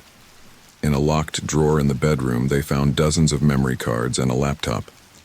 Detective Johnson quickly set up the laptop and began examining its contents. His face grew increasingly grim as he scrolled through file after file. "Mr. Clark?" He called me over, his voice tight. "I'm afraid I need you to confirm something. On the screen were hundreds of photos. Of me, of other residents in the building, all clearly taken without consent. Many were of people sleeping, just like the photos I had found on my phone. I felt sick to my stomach. That's me," I managed to choke out, pointing to a folder with my name on it. "And I recognize some of the others. They live here too." Detective Johnson nodded grimly. "Thank you, Mr. Clark. This is significant evidence." As the search continued, more disturbing items came to light. Hidden cameras, lock-picking tools, and most chillingly, a journal detailing Mr. Jenkins' nightly visits to various apartments. I sat on Mr. Jenkins' couch, my head spinning as I tried to process everything. Officer Ramirez approached, her face a mix of concern and relief. "Mr. Clark," she said gently, "I know this is a lot to take in, but I wanted to update you. We've put out an APB for Mr. Jenkins. It seems he left town suddenly this morning. But with the evidence we found here, it's only a matter of time before we apprehend him." I nodded numbly, unable to form words. The reality of the situation was crashing down on me. It wasn't just me. Mr. Jenkins had been terrorizing who knows how many people for who knows how long. As if reading my thoughts, Detective Johnson joined us, his face grave. "Mr. Clark, as we dig deeper into Mr. Jenkins' past, we're uncovering a disturbing pattern. It seems he has a history of similar behavior in other cities. He's been charged with stalking before, but always managed to evade serious consequences." "How?" I asked, finding my voice. "How could he get away with this for so long?" Detective Johnson sighed. "Unfortunately, he's very good at manipulating the system. He has a documented history of mental illness, which his lawyers have used to mitigate his sentences. He spent time in psychiatric facilities, but always manages to convince the doctors he's cured and gets released." A mix of vindication and horror filled me as I absorbed this information. On one hand, I felt relieved that I wasn't crazy, that my fears were justified. On the other hand, the scope of Mr. Jenkins' crimes was far more extensive and disturbing than I had imagined. The next few days passed in a blur of police interviews, victim statements, and media attention. Mr. Jenkins's crimes had made the local news, and more victims were coming forward every day.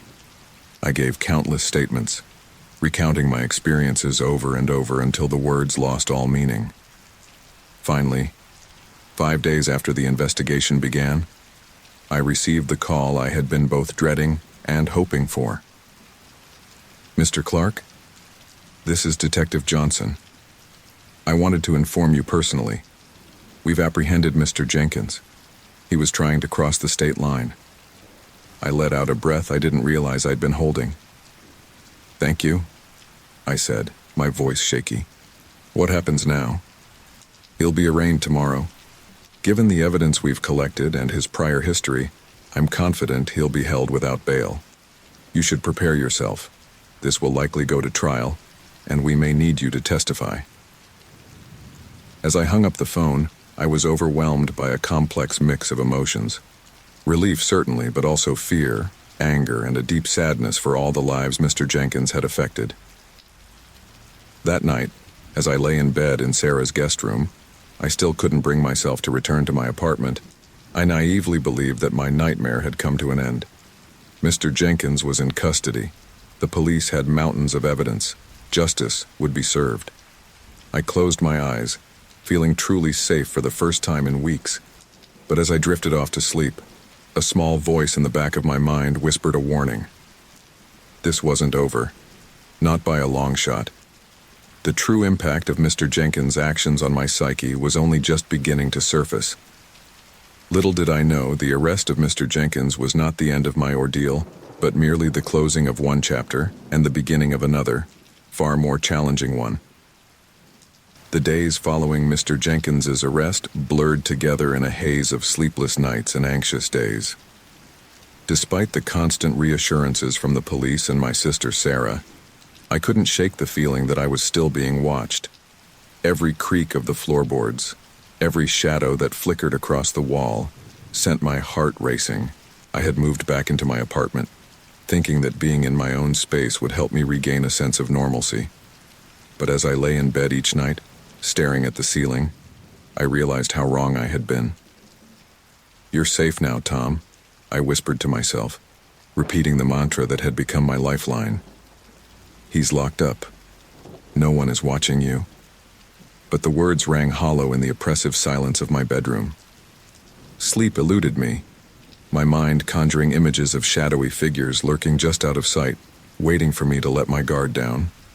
One particularly bad night, after tossing and turning for hours, I finally gave up on sleep altogether. I stumbled into the living room, flicking on every light switch as I went. The harsh glare of the overhead lights did little to dispel the shadows that seemed to cling to every corner. I sank onto the couch, my body exhausted, but my mind racing. The TV droned on in the background, some late-night infomercial that I wasn't really watching. As dawn broke, painting the sky outside my window in hues of pink and gold, I realized with a start that I had become a prisoner in my own home.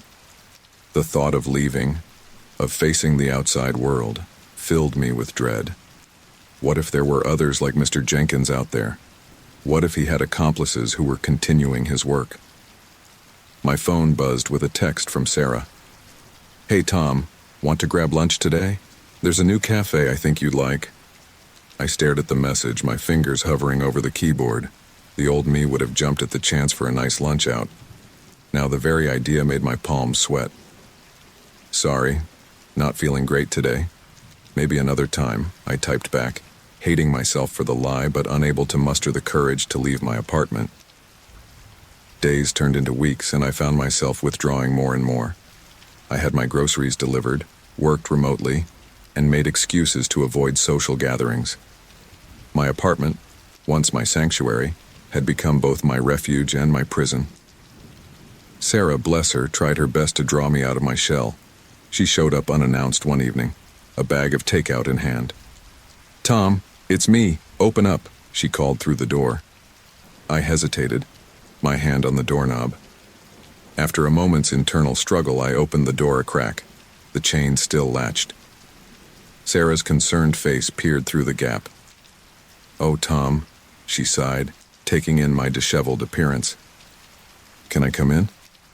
I brought your favorite Kung Pao chicken."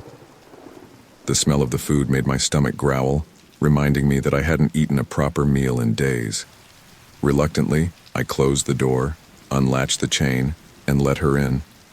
Sarah bustled around my kitchen, chattering about her day as she unpacked the food. I stood awkwardly in the doorway, suddenly aware of the state of my apartment, unwashed dishes piled in the sink, takeout containers littering the coffee table, clothes strewn about haphazardly. "Tom," Sarah said gently, pausing in her task. "I'm worried about you. Have you been sleeping? Eating? When was the last time you left the apartment?" I shrugged, avoiding her gaze. "I'm fine, Sarah. Just adjusting." She crossed the room, placing her hands on my shoulders. "This isn't adjusting, Tom. You're not okay. Have you considered talking to someone? A therapist, maybe?" The suggestion made me bristle. "I'm not crazy," I snapped, immediately regretting my harsh tone. Sarah didn't flinch. "I never said you were, but you've been through a traumatic experience. It's okay to need help processing that." As much as I hated to admit it, I knew she was right. My mental health had been deteriorating rapidly, and I was struggling to cope with the aftermath of Mr. Jenkins' actions. That night after Sarah left, I found myself staring at the business card for a trauma therapist that she had left on my coffee table. It took every ounce of courage I had, but I finally picked up my phone and dialed the number. The next few weeks were challenging, to say the least. Dr. Larson, my therapist, was patient and understanding as I slowly began to unpack the trauma I had experienced. With her help, I started to make small steps towards reclaiming my life. I managed to leave my apartment for short walks, always during daylight hours. I reconnected with a few close friends, though I still struggled with larger social gatherings. Slowly but surely, I felt like I was starting to heal. But just as I was beginning to feel hopeful about my recovery, a chilling realization struck. One night, as I was setting my alarm before bed, a habit I had only recently felt safe enough to resume, I noticed something that made my blood run cold. There, in my phone's gallery, was a new photo. A photo of me, sleeping peacefully in my bed, time-stamped from the previous night. My hands shook as I stared at the image, unable to comprehend what I was seeing. This was impossible. Mr. Jenkins was in jail. I had changed all my locks, installed a state-of-the-art security system. There was no way anyone could have gotten into my apartment to take this photo. And yet, there it was. Undeniable proof that someone, or something, was still watching me. I scrambled out of bed, my heart pounding so hard I thought it might burst out of my chest. I checked every lock, every window, searching desperately for any sign of intrusion. But everything was secure, just as I had left it. As I sank to the floor, my back against the front door, a terrifying thought occurred to me. What if it wasn't Mr. Jenkins all along? What if there was something else at play here, something I couldn't explain or understand? The room seemed to spin around me as panic set in. All the progress I had made, all the small steps towards recovery, crumbled in an instant. I was back at square one, terrified and alone, with no idea who or what I was up against. As the first rays of dawn began to peek through my curtains, I sat there, paralyzed by fear and uncertainty. The nightmare I thought had ended with Mr. Jenkins's arrest was far from over. The morning light filtered through the curtains, casting long shadows across my disheveled apartment. I hadn't slept a wink since discovering the new photo on my phone. My mind raced with possibilities, each more terrifying than the last. "This can't be happening," I muttered to myself, pacing back and forth across the living room. There has to be an explanation. With trembling hands, I picked up my phone again, staring at the image that had shattered my fragile sense of security. There I was, sleeping peacefully, blissfully unaware of the intrusion. But how? How was this possible? A surge of frantic energy coursed through me. If there were hidden cameras, I would find them. I had to. I started in the bedroom, methodically tearing it apart. I pulled books from shelves, upended furniture, and peeled back corners of wallpaper. Every nook and cranny was a potential hiding spot, every shadow a threat. Come on, I growled, frustration mounting as my search yielded nothing. "Where are you?" Hours passed and my apartment transformed into a war zone. Clothes strewn across the floor, furniture overturned, walls marred by my desperate search. But still, no cameras. Had the stress and fear finally pushed me over the edge? "But the photo," I insisted. "It's real. I can see it." "I believe that you believe it's real," Dr. Larson replied gently. "But our minds can be very convincing when we're under extreme stress. Why don't you come into the office tomorrow? We can talk through this in person." After hanging up, I stared at my phone, doubt gnawing at me. Could Dr. Larson be right? Was my mind fabricating this whole thing? I opened my photo gallery again, half expecting the mysterious sleep photo to have vanished. But there it was, as real as ever. Or was it? The longer I stared at it, the more unsure I became. Were the shadows in the room really positioned that way? Was that really how I slept? Everything I thought I knew began to crumble. If I couldn't trust my own eyes, my own memories, what could I trust? My sister Sarah called, her voice laced with concern. "Tom, Dr. Larson called me. She's worried about you. We all are. What's going on?" I wanted to confide in her, to pour out all my fears and doubts. But a small, paranoid voice in the back of my mind held me back. What if Sarah was in on it somehow? What if everyone was part of some grand conspiracy to drive me mad? "I'm fine," I lied, my voice hollow even to my own ears. "Just a bit stressed. Nothing to worry about." "Tom," Sarah's voice softened. "You know you can talk to me about anything, right? I'm here for you no matter what." Her sincerity almost broke through my paranoia, but I couldn't bring myself to open up. "I know, Sarah, thanks. I've got to go now." As night fell, I found myself huddled in the corner of my bedroom, every light in the apartment blazing. Sleep was out of the question, not when I knew that somehow, some way, another photo would appear if I closed my eyes. In the harsh glare of the overhead lights, a desperate plan began to form in my mind. If someone, or something, was taking these photos while I slept, then I needed to catch them in the act. With renewed energy, I began to set up an elaborate system of tripwires across my bedroom. String crisscrossed the floor, connected to stacks of books and pots and pans. If anyone tried to enter the room, they'd trigger a cacophony of noise. Next, I set up my laptop, configuring it to take photos at regular intervals throughout the night. If there was something supernatural at play, surely it would show up on camera. Finally, I positioned myself in the center of the room, a baseball bat clutched tightly in my hands. I wasn't going to sleep. I was going to wait, wide awake, for whoever, or whatever, was behind this.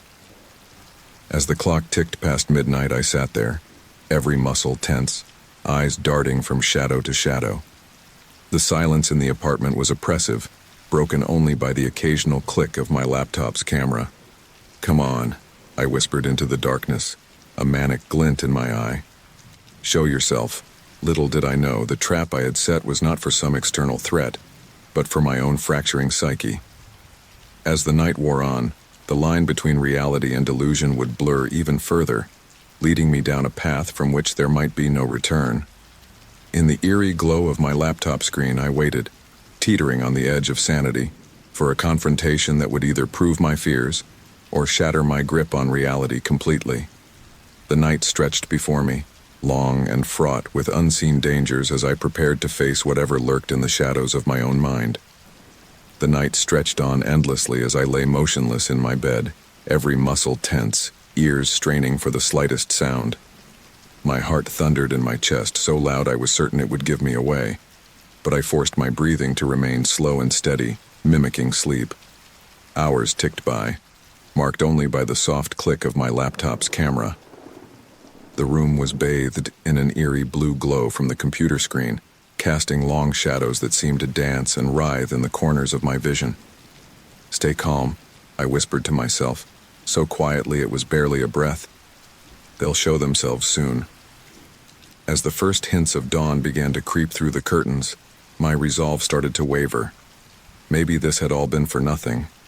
Maybe I truly was losing my mind, jumping at shadows and chasing phantoms. Just as I was about to give up, to admit defeat and face the crushing reality that I might be the source of my own torment, I heard it. A soft creak, barely audible, coming from the direction of my bedroom door. Every nerve in my body screamed to react, to leap up and confront the intruder. But I held myself in check, forcing my breathing to remain steady, my eyes to stay closed. The creaking grew closer, slow and deliberate. In my mind's eye, I could picture a dark figure creeping towards my bed, camera in hand, ready to capture another haunting image of my vulnerable, sleeping form. Closer and closer the footsteps came. I could feel a presence looming over me, the weight of their gaze as palpable as a physical touch. "Now," my mind screamed. In one fluid motion, I sprang from the bed, baseball bat raised high, a primal yell tearing from my throat. "I've got you now!" I shouted, my eyes wild, searching for my tormentor. But as I whirled around, bat at the ready, I found myself face to face with me. I stumbled backward, nearly tripping over the tripwires I'd so carefully laid. There, standing before me, was my own reflection, distorted and wavering in the full-length mirror on my closet door. "No," I whispered, the bat slipping from my nerveless fingers. "No, this can't be." But it was. The figure I'd heard, the presence I'd felt, it was all in my mind. The realization hit me like a physical blow, driving the air from my lungs. I stared at my reflection, barely recognizing the wild-eyed, disheveled man staring back at me. Dark circles ringed my bloodshot eyes. My hair was a tangled mess, and several days' worth of stubble covered my chin.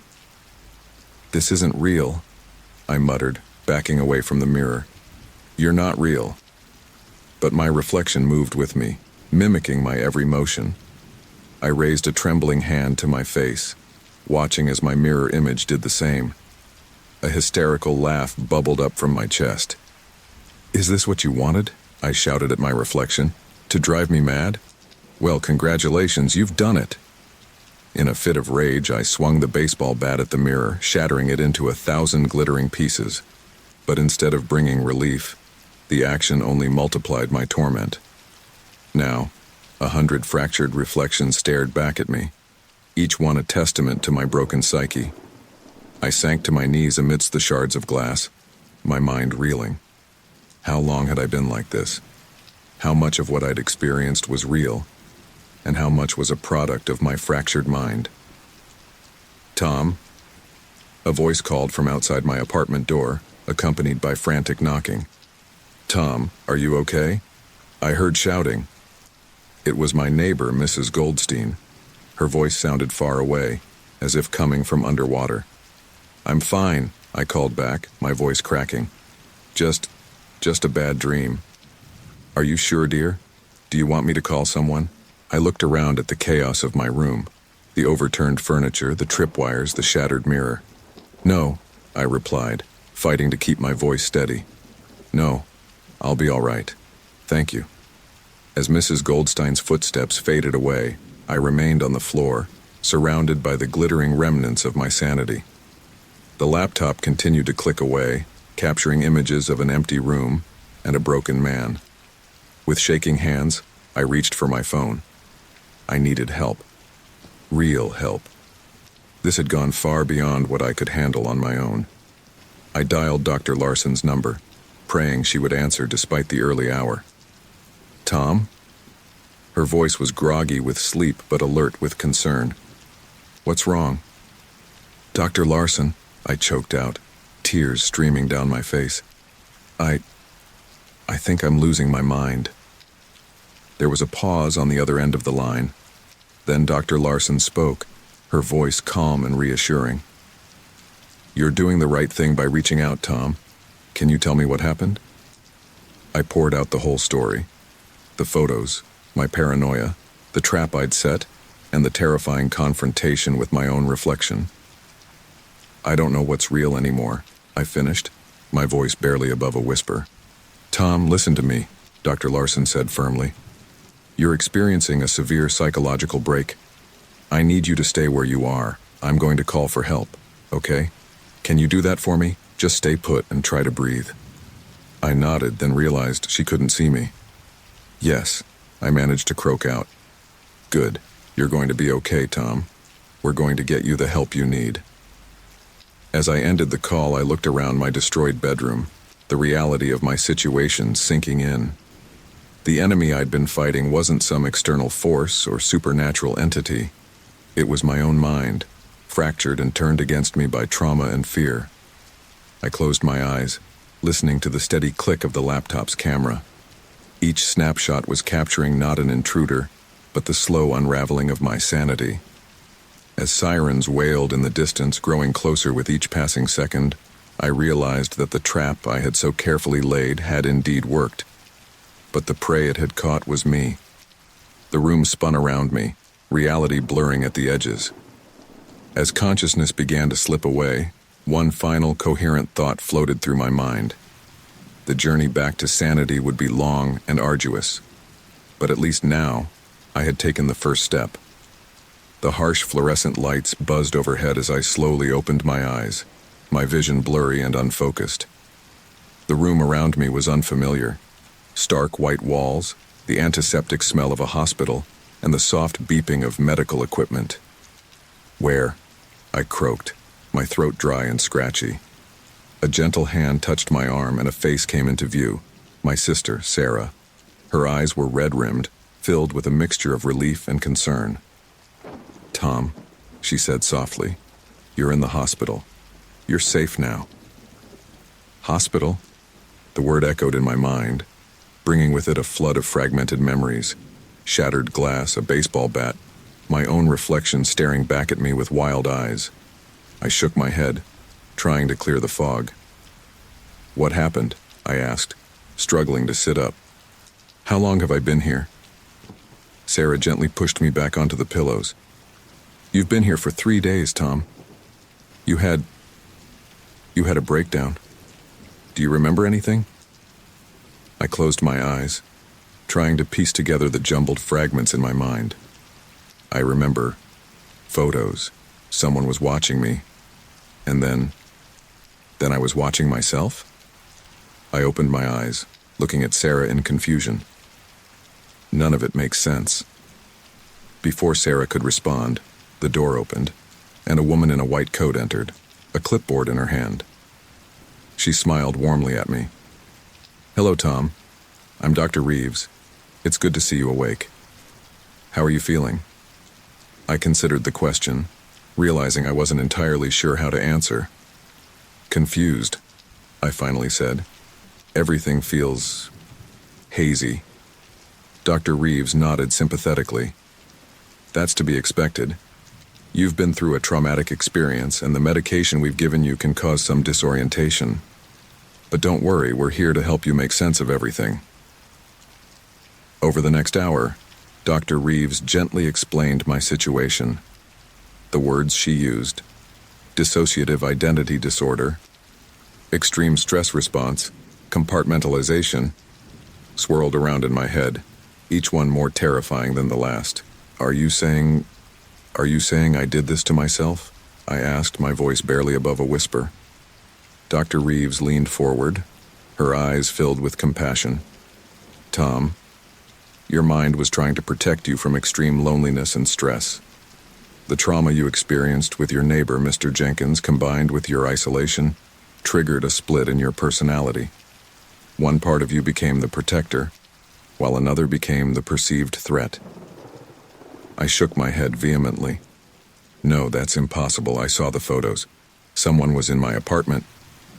"Tom," Sarah interjected gently, "they checked your phone. There were no photos. It was all in your mind." The room seemed to spin around me as the truth began to sink in. But I felt so sure. It all seemed so real. Dr. Reeves nodded. "That's the nature of dissociative disorders. Your experiences felt completely real to you. Your mind created an elaborate scenario to explain your fears and feelings of vulnerability." As the doctor continued to explain, memories began to surface, hazy at first, then with increasing clarity. I remembered setting up the camera on my laptop, then watching the footage later, seeing myself move around the room in a trance-like state, taking photos with my phone. "Oh God," I moaned, burying my face in my hands. "I did this. I did all of this to myself." Sarah wrapped her arms around me as I broke down, sobs racking my body. The weight of what I had done, the fear I had inflicted upon myself, the damage to my apartment, the worry I had caused my loved ones, crashed over me in waves. As the days passed in the psychiatric ward, more memories emerged. With the help of Dr. Reeves and a team of mental health professionals, I began to piece together the full picture of what had happened. My alternate personality, a protective entity born from my fear and loneliness, had been trying to keep me isolated. to prevent me from experiencing the pain of potential betrayal or harm. In its twisted logic, it believed that by making me fear the outside world, it was keeping me safe. During our therapy sessions, Dr. Reeves helped me confront this other part of myself. "Remember, Tom," she said during one particularly difficult session, "this other personality isn't a separate entity. It's a part of you, a part that was trying to help, even if its methods were misguided. The goal now is to integrate these parts, to become whole again." The process was grueling. Each day brought new revelations, new moments of horror, as I remembered actions I had taken while in my dissociative state. The meticulous planning of the intruder's activities, the deliberate placement of evidence for my conscious self to find. It was all there in my mind, like a movie playing in slow motion. One night, about a week into my stay, I woke up in a cold sweat, a vivid memory fresh in my mind. "Sarah," I called out to my sister, who had been sleeping in a chair by my bed. "Sarah, I remember now. I remember why it started." Sarah sat up, instantly alert. "What do you mean, Tom?" "The loneliness," I said, my voice shaking. "After Mr. Jenkins was arrested, I was so alone. I missed having someone check on me, even if it had been for sinister reasons. My mind, it created this scenario so I would always feel like someone was watching over me." The realization was like a punch to the gut. My own mind had betrayed me, creating a tormentor out of my desperate need for connection. As the medication took full effect and my therapy progressed, the fog in my mind continued to clear. With each passing day, I remembered more of my alternate personality's actions. The guilt and horror threatened to overwhelm me at times. "How can I ever trust myself again?" I asked Dr. Reeves during one session, tears streaming down my face. "How can I know what's real?" Dr. Reeves leaned forward, her eyes filled with determination. "Tom, recovery is a journey, not a destination. You're already taking the first steps by confronting these memories and emotions. With time and continued therapy, you'll learn to integrate these parts of yourself and develop healthier coping mechanisms." As I lay in my hospital bed that night, staring at the ceiling, I realized that the road ahead would be long and difficult. The trust I had lost, in myself, in my own perceptions, wouldn't be easily regained. But for the first time since this ordeal began, I felt a glimmer of hope. I may have been my own tormentor, but I could also be my own savior.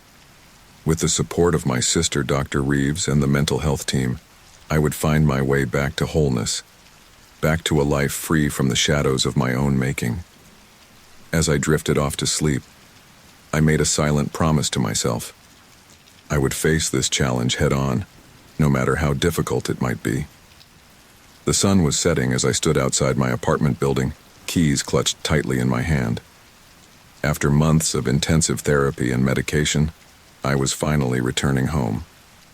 The brick facade loomed before me, both familiar and alien. "You can do this, Tom," I whispered to myself, echoing the words Dr. Reeves had said to me earlier that day. Taking a deep breath, I pushed open the lobby door and made my way to the elevator. Each step felt heavy, laden with memories of my descent into madness. As the elevator doors closed, I caught a glimpse of my reflection in the polished metal. The face staring back at me was older, wearier, but clearer-eyed than it had been in a long time. The elevator dinged, and I stepped out onto my floor. The hallway stretched before me, eerily quiet. I half expected to see Mr. Jenkins emerge from his apartment, but I quickly shook off the thought. He was long gone, locked away for his crimes. The threat he had posed was over. As I approached my door, my hand trembled slightly. I inserted the key, turned it, and pushed the door open. The apartment was exactly as I had left it that fateful night, save for the absence of broken glass and overturned furniture. Sarah had cleaned up the mess while I was in the hospital, trying to create a semblance of normalcy for my return. I stepped inside, flicking on the lights. The room came into sharp focus, every corner holding a memory of my fractured psyche's creations. "Home, sweet home," I murmured, my voice sounding hollow in the empty space. I made my way through the apartment, reacquainting myself with each room. In the bedroom, I paused, staring at the spot where the full-length mirror had once stood. Now there was just a blank wall, a physical representation of the part of myself I had confronted and integrated through therapy. As I unpacked my bags, I found myself constantly glancing over my shoulder, half expecting to catch a glimpse of someone, or something, watching me. Dr. Reeves had warned me about this, explaining that hypervigilance was a common symptom for someone recovering from trauma. "Remember your coping strategies, Tom," I said aloud, grounding myself in the present moment. "You're safe. You're alone. This is real." The first few days back home were a struggle. Every creak of the floorboards, every shadow cast by passing headlights sent my heart racing. But slowly, with the help of my therapy techniques and the support of Sarah and Dr. Reeves, I began to settle into my new reality. A week after my return, I decided it was time to thoroughly clean the apartment, to reclaim the space as my own. As I sorted through drawers and closets, I came across items that triggered flashes of memory, some real, some fabricated by my dissociated state. In the back of my desk drawer, my hand brushed against something familiar. I pulled out an old phone, one I hadn't used in months. My breath caught in my throat as I remembered the photos that had started this whole ordeal. "It's not real," I reminded myself firmly. "There were never any photos. It was all in your mind." Still, a part of me remained uncertain. With trembling hands, I turned on the phone. It came to life with a cheerful chime that seemed at odds with the dread pooling in my stomach. I navigated to the photo gallery, my thumb hovering over the icon. Did I really want to do this? What if there were photos there? What would that mean?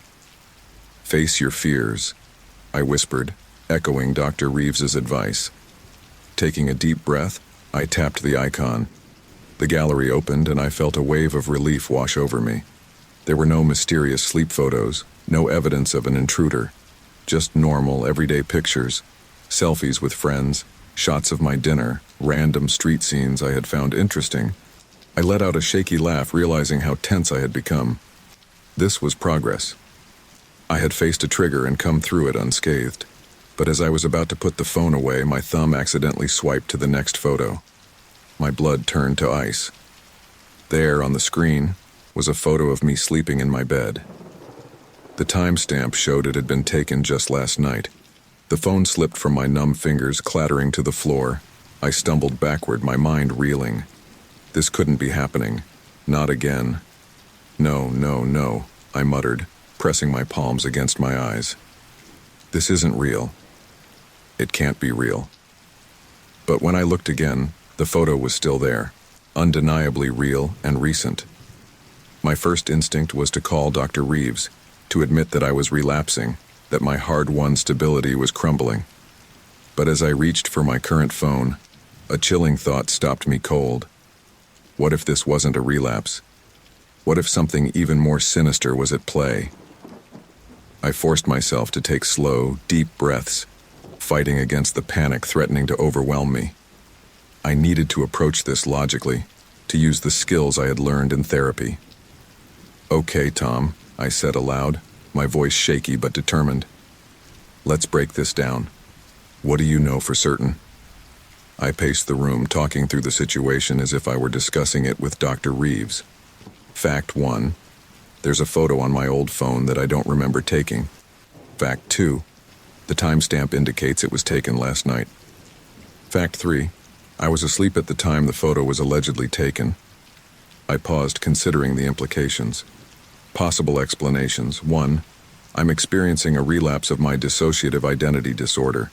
2. Someone has gained access to my apartment and phone. 3. There's a technological glitch causing an old photo to appear with a new timestamp. As I listed out the possibilities, I felt my racing heart begin to slow. This methodical approach, a technique Dr. Reeves had taught me, was helping me regain control. I picked up the phone again, this time examining the photo more closely. That's when I noticed something odd, a small detail in the background that didn't match my current bedroom setup. The lamp, I breathed, a mix of relief and confusion washing over me. I got rid of that lamp months ago before everything happened. This realization opened up a new possibility, one that hadn't occurred to me in my initial panic. I quickly checked the phone settings and let out a disbelieving laugh. The date on the phone was set to the previous year. When I had turned it on, it had automatically set its clock but had the wrong year. "It's an old photo," I said, slumping onto my bed in relief. "It's from before, when I was taking photos of myself without realizing it." The wave of relief was quickly followed by a pang of disappointment in myself. I had come so close to succumbing to my old paranoid thoughts, to believing that my nightmare was starting all over again. I reached for my current phone, dialing Dr. Reeves's number. As it rang, I gazed around my bedroom, seeing it with new eyes. Yes, there were memories here. Some painful, some confusing. But it was also a space of healing, of growth. "Dr. Reeves's office," came the receptionist's voice. "Hi, this is Tom Clark. I'd like to schedule an appointment with Dr. Reeves. I've had a bit of a scare, but I think I handled it okay." As I set up the appointment, I felt a subtle shift within myself. I had faced a significant trigger and, although I had initially faltered, I had found my way back to rational thought. It wasn't a perfect response, but it was progress. After ending the call, I walked to the window, gazing out at the city below. The setting sun painted the sky in brilliant oranges and pinks, a beautiful reminder of the world beyond my apartment walls. I knew that my journey was far from over. There would be more challenges, more moments of doubt and fear. The vigilant part of me, the part that still sometimes wondered if I was truly alone, might never fully disappear. But standing there, watching the day fade into night, I felt a glimmer of hope stronger than any I had experienced since this ordeal began. I had faced my fears, confronted the shadows of my past, and emerged stronger. As darkness fell, I didn't feel the need to turn on every light or check every corner. Instead, I embraced the quiet, finding comfort in the solitude that had once terrified me. One day at a time, I whispered to myself, a small smile tugging at my lips. "You've got this, Tom." And for the first time in a long time, I truly believed it. Whatever challenges lay ahead, whatever uncertainties the future held, I knew I had the strength and the tools to face them. My nightmare hadn't just ended. I had woken up stronger, more resilient, and ready to embrace whatever came next. As I prepared for bed that night, I paused at the spot where the full-length mirror had once stood. In its absence, I saw not a loss, but an opportunity. A blank canvas on which to create a new reflection of myself, one unburdened by the shadows of the past. With a deep, cleansing breath, I turned off the light and settled into bed. As sleep began to claim me, I felt a sense of peace wash over me. Tomorrow was a new day, full of possibilities, and I was finally ready to meet it head-on.